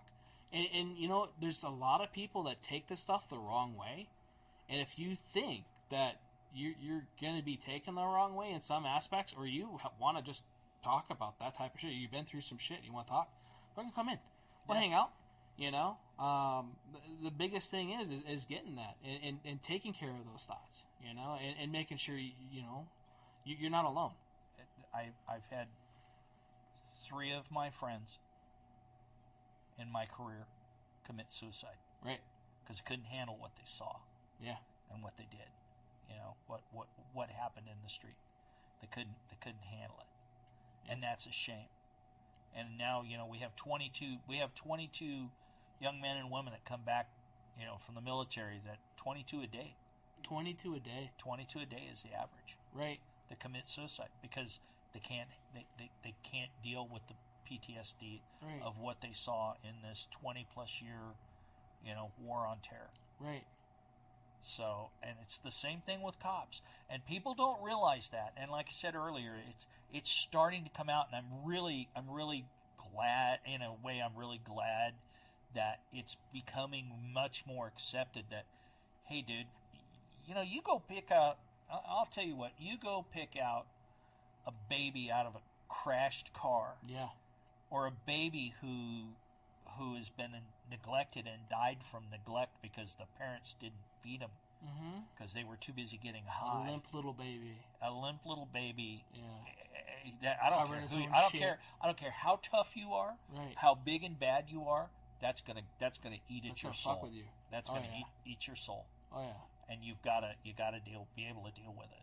And see, that was one of the things. I have a problem with overthinking. You know, so looking. You come on. Right. Should I do this? Is this a good idea? This is all the stuff I have to process. So, like, highway. Thought about highway, you know.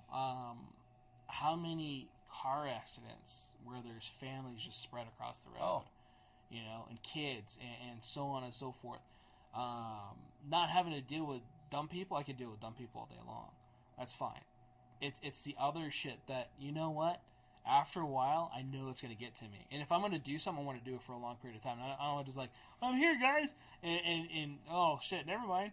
Yeah. No, it's one of those things. And Metro, those guys having to, the first guy on scene to an incident, you know, you think of the guy that just popped himself, you know, and you have brain matter all over the room. Their kids are sitting there, you know, covered in it. Or their dogs that have been sitting in there for weeks because the person died or whatever it was, and now the smell of death for one, of a body that, and then out here with the heat. Yeah. I will tell you that, you know, there was a very good friend of mine that he ended up he's retired from Metro. He used to be one of the SWAT sergeants. There was a very, very bad incident several years ago. This guy was a bank robber. His wife helped him escape from custody, and they were held up in a motel over on Boulder Highway. They had him all, you know, surrounded, and they were negotiating with him. And he said, "Look, you know, they almost had him out. One of the officers on the perimeter, I understand, had an accidental discharge, had his finger on the trigger, accidentally shot a round in the air. This guy, he thought that they were making the entry and they were coming in. He shot his wife, shot his two, and I mean, they were like 2 and 3. I mean, they were toddlers. He shot both of them and shot himself. And I remember, and I've talked to him a couple of times about it, and you can just see, and he is just a hell of a guy. I mean, he's that guy if you were really going to go through a bad door with, he was that guy you wanted. Yeah. And one of the little girls was still alive, and he brought her out to the ambulance, and she died. I think she died en route to the hospital or shortly after getting there, and he never forgot that. And I mean, it just shook him to the core, man. Yeah. And I mean, cops see that every day. Every day. Every day they see something. And you know, you were talking about, you know, wrecks on the highway. Where I grew up in Northern California, in a little town, there was we had a resident CHP officer, California Highway Patrol officer.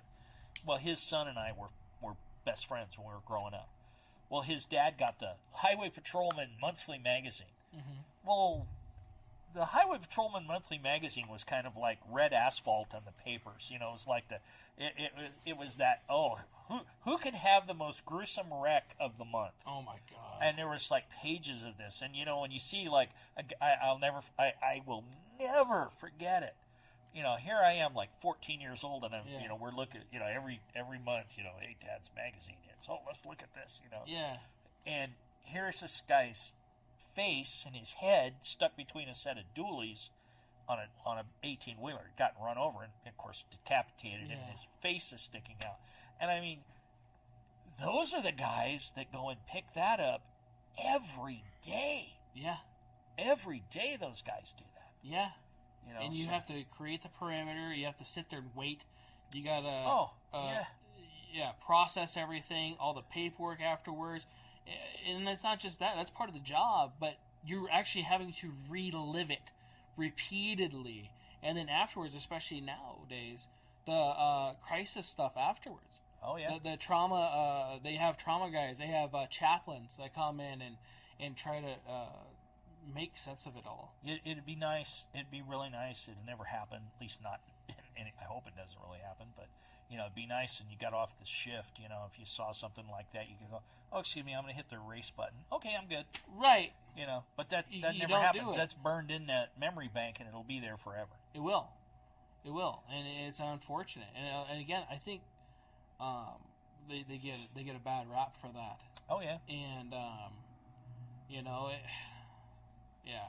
Well, I tell people there's always going to be police officers who are going to step over the line, and they don't necessarily mean that they're being a brutal son of a bitch. Yeah. But we've all had bad days where we've snapped at people and everything else. Well, these guys go to work, they have a bad day, and somebody gets in their face and somebody gets a little extra tune-up, and it's not right, but it still bothers them.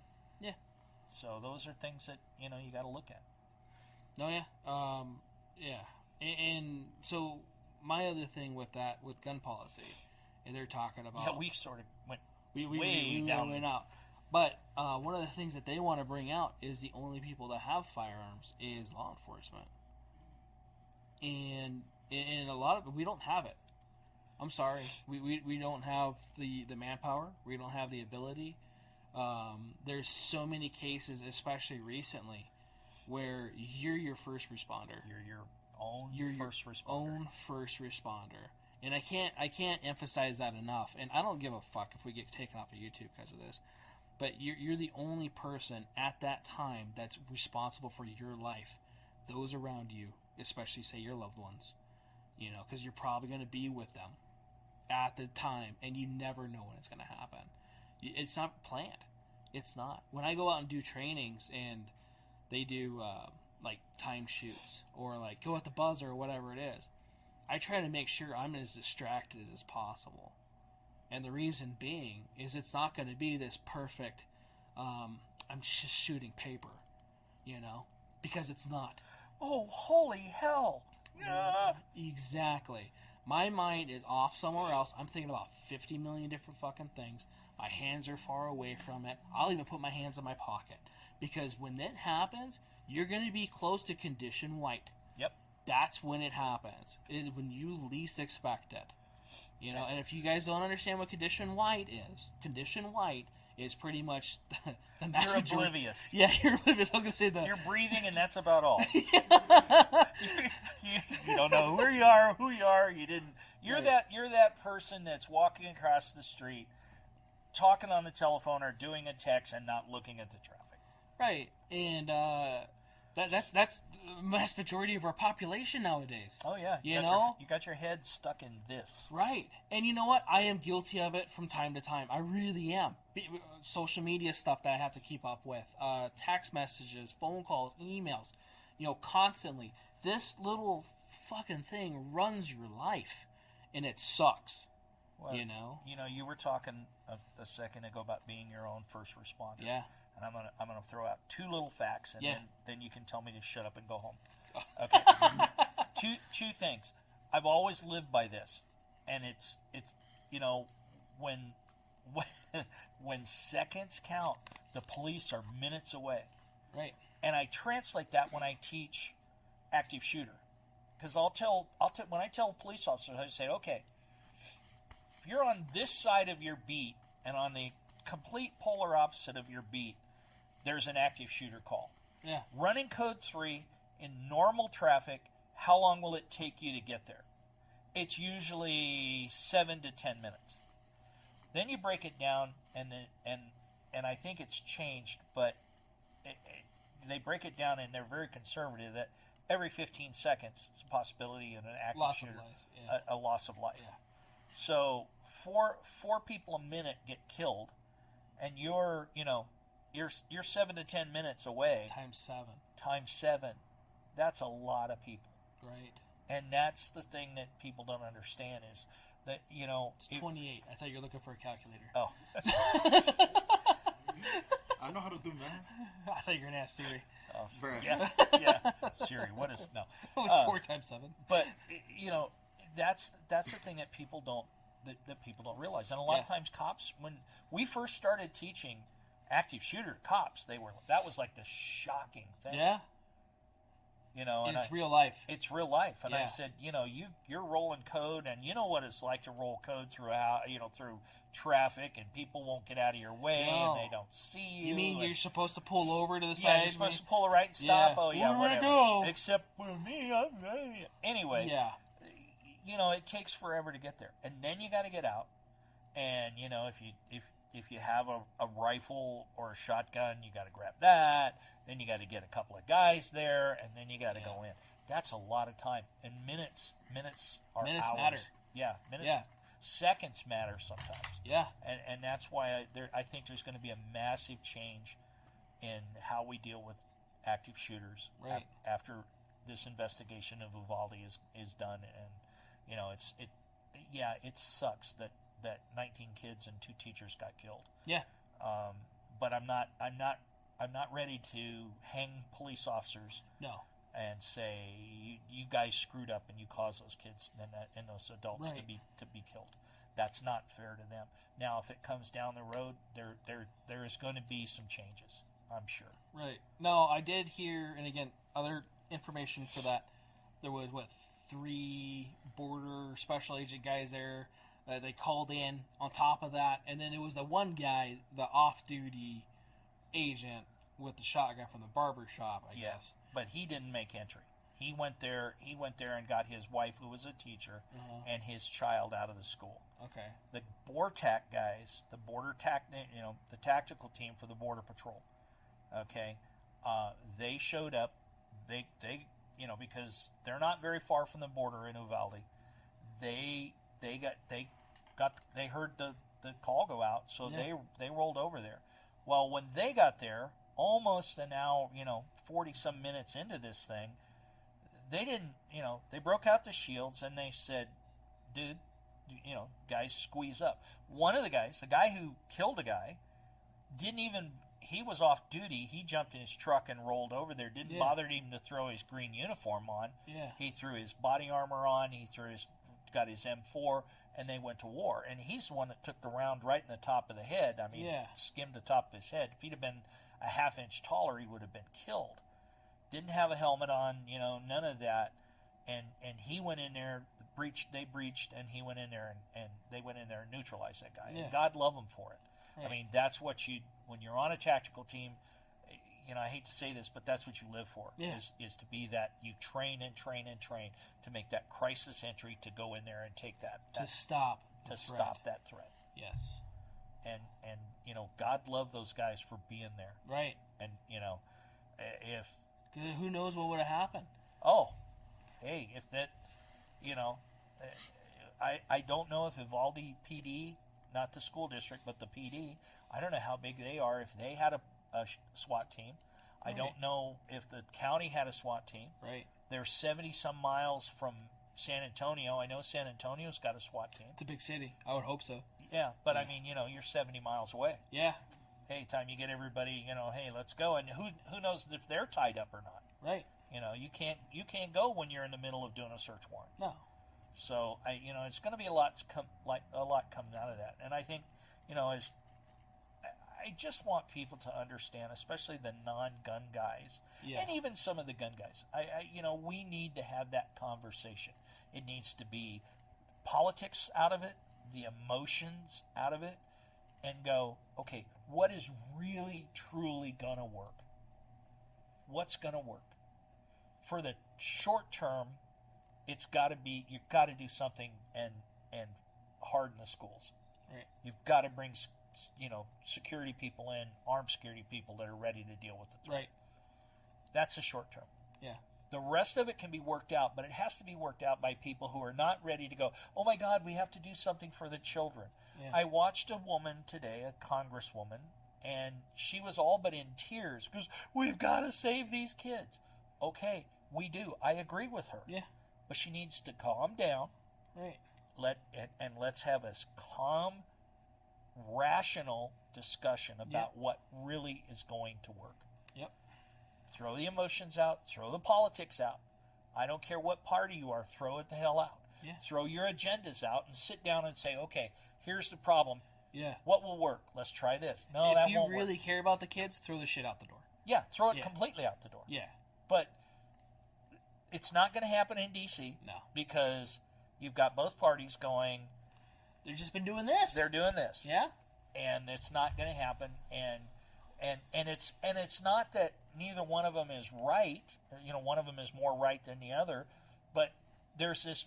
You got to have that discussion, and nobody wants to calm down enough and get the politics the hell out to have that discussion. Right.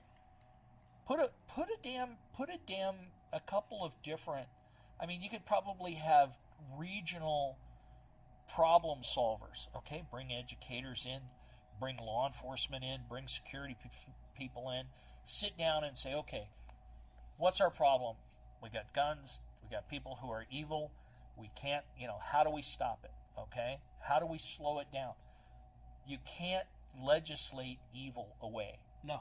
Okay, so people need to just sit down, throw out the politics, throw out the emotions, and sit down, roll your sleeves up, and have that conversation.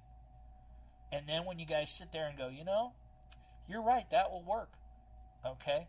And I caution everybody on both sides, okay, the anti-gunners and the gunners, everybody is not going to be happy. No.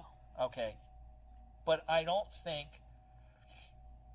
I believe in my heart of hearts that if we really sat down and rolled up our sleeves, and not in Congress, and, not on the media. Not a public forum. Not a public forum. Yeah. But we got some people who are real experts, okay, in all of this, to roll up their hands and, roll Sorry up their for sleeves. smiling. I'm just thinking of the experts that were talking about 22s and 9 mil.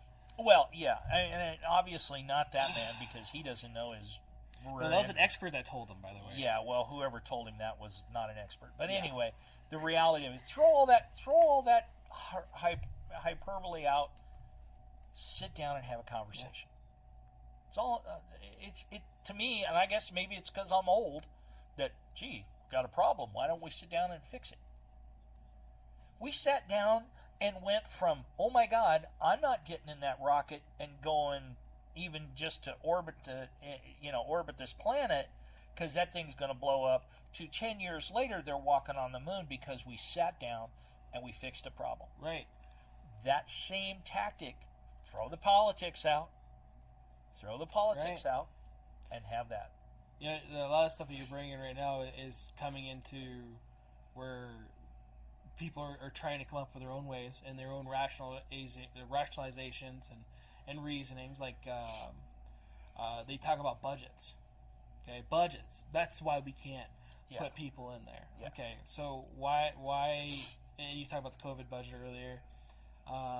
We have other budgets from other things that we are using in forms we probably shouldn't. If you're really worried, and if you're sincerely upset and want to do something about it, then stop using that as a fucking excuse.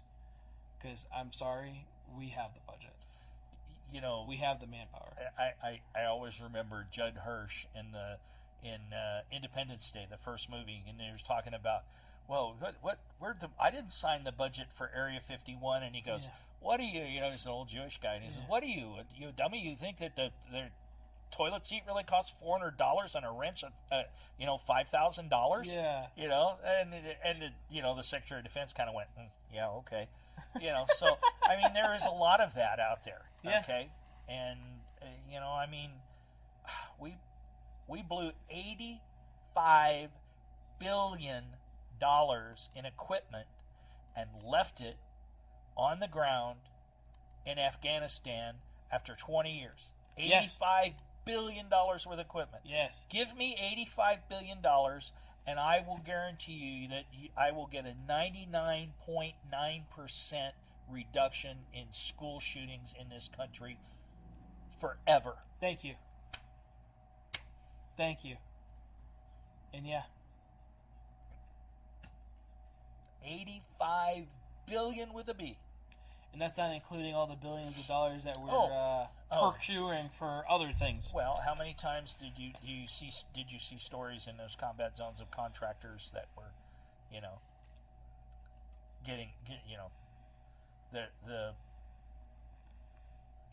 oh well, yeah, I get $1 million. I get $1 million a month for running the Burger King in the green zone at camp whatever. So it's those things that we if we're really wanting to be serious about it, that's the thing we need to put our nose to the grindstone. Yes, and I agree. I think we should. I've said that before, though, too, with other things. But we should be a little bit more rational with our spending and with how we procure or do things in our own fucking country. Our country first. If you're really worried about our kids, our future, our this, our that, just keep it here. Keep it here. How much are we spending every day to feed, house, clothe, transport illegal people who violate our laws, right, and violate the sovereignty of this country? Now, don't get me wrong. Before all of you out there go, oh my God, here's this racist guy. Right. I've got some my best friends in the planet that have come to this country. They did it legally. They went through the hoops. They've become citizens, and they're some of the greatest people in the world, and they've come from all over the place. Just do it right. Don't walk across the border. America was founded on immigrants. Yeah. And that's how this country is. And if you go through the process and do it right. Do it right. Right.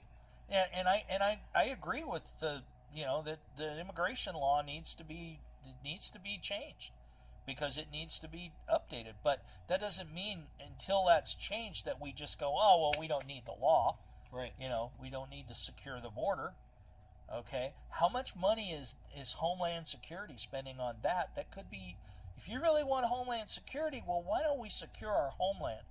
What's our future? Our future what are was our the children. first name in that? Homeland. Homeland, yeah. Oh, not some other stand. Yeah. Or yeah, somewhere else on Mania. Yeah. But or Crane. But no, I mean, I'm very much like, hey, these kids are our future. Yeah. Okay. We've got to protect them and stop spending crap and sit down and right now harden the schools, bring armed security in. Yeah. 99% reduction. Are you going to stop it? No. Okay. Evil still exists. Evil still exists. If somebody wants to drive a truck bomb into a school, they're going to do that. Right. Okay. Don't even.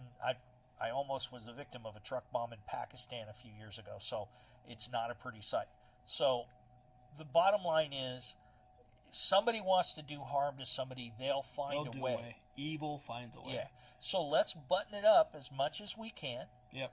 It's not a prison for the kids. No. Okay. Everybody bitched, oh my God, I got to take my shoes off. Right. Okay. We had a guy, an Al-Qaeda guy from England, who damn near blew an airliner out of the sky with his shoe. Right.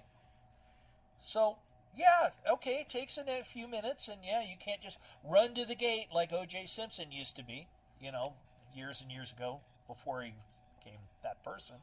The old Hertz rent-a-car where he's running to the gate when he was still playing it. It's an old commercial, I know. Yeah, the juice. Yeah. Yes. Oh, it was before. Yeah. So I mean, the bottom line is we all adjusted, right? Okay. We know to go to the airport a couple hours early because you got to go through TSA and check in and do all of that. Okay. So we've adjusted. Okay. You don't show up at the airport 20 minutes before your flight and expect to get on your flight. Adjust to this. There are people with unfettered access to a school. Okay? Fetter that access. Make it harder for them to get in there and get at these kids. Yeah. It's not that hard. It's not going to cost billions of dollars. You're not making a school into this, fortress. Yeah. But you sure are going to make it harder for somebody to come in and it's a deterrent. And do it. And if they do come there, you've got people there on scene to neutralize it. Yes. Agreed. Game over. Yep. Well, it's been almost 2.5 hours. Oh my God. I know. 2:20. Right. Time flies when you're talking about gun policy. Yeah. And, But yeah, no, I always appreciate you, regardless of coming on here or not. I appreciate you always coming in, hanging out, and talking about how stuff we talk about, and it's a good release for both you and I, to do that, and always, again, anybody's welcome for that. We have people from all walks of life that come in here, and they're not sure if they can say certain things about it. Like, dude, you're good, and you know what? If I disagree with you, we'll talk about it. I'm not like, fuck out, Yeah. It's not like that. So if you want to come in, welcome to anytime. We're open. Obviously, if we're closed, don't fucking break in. Better be dog friendly. Right? Yeah, better be dog friendly. Better be dog friendly. Right. Gotta be dog friendly. I walk in here sometimes. I don't know whether I'm at the animal shelter or a gun store. Yes. So I want to appreciate everybody that's tuned in. If you stayed here for the whole 2 hours and 20 minutes, thank you. We covered a lot of stuff. A lot more than I thought we were going to, and then maybe not enough on certain things. Oh, yeah, but at the same time, I want to say we got a good chunk of what's been going on recently. So definitely appreciate everybody that's been tuned in. If you guys are listening to us on any of our podcast mediums, definitely appreciate that. We are not going to be live next week, or the week after, or the week after that, or the week after that, or the week after that. So I'm going to find... You should get South Central to stand in for you, like a guest host. Right? Yeah, I could, huh? I'm too hood. Oh, no. What do you want to do with the gun? Orale. Yeah. Come with my Cortezes, my pro clubs. You're already starting to unbutton your shirt to the last button. It's only bad when he's got a wife beater on it and only the top button of his Pendleton is done, We haven't picked on you this whole time, so it's over. He came out to the truck. Hey, Lenny, how are you? Do you need a hand? I'm like, man, I must have abused him when I was here the last time. I don't want to get deported this way. He doesn't want to get deported. You were born a citizen. You're fine. Yeah, I never deported anybody in my life. Right. That was somebody else's job. Yeah. So. I took a lot of people went to jail for violating the law. But, yeah.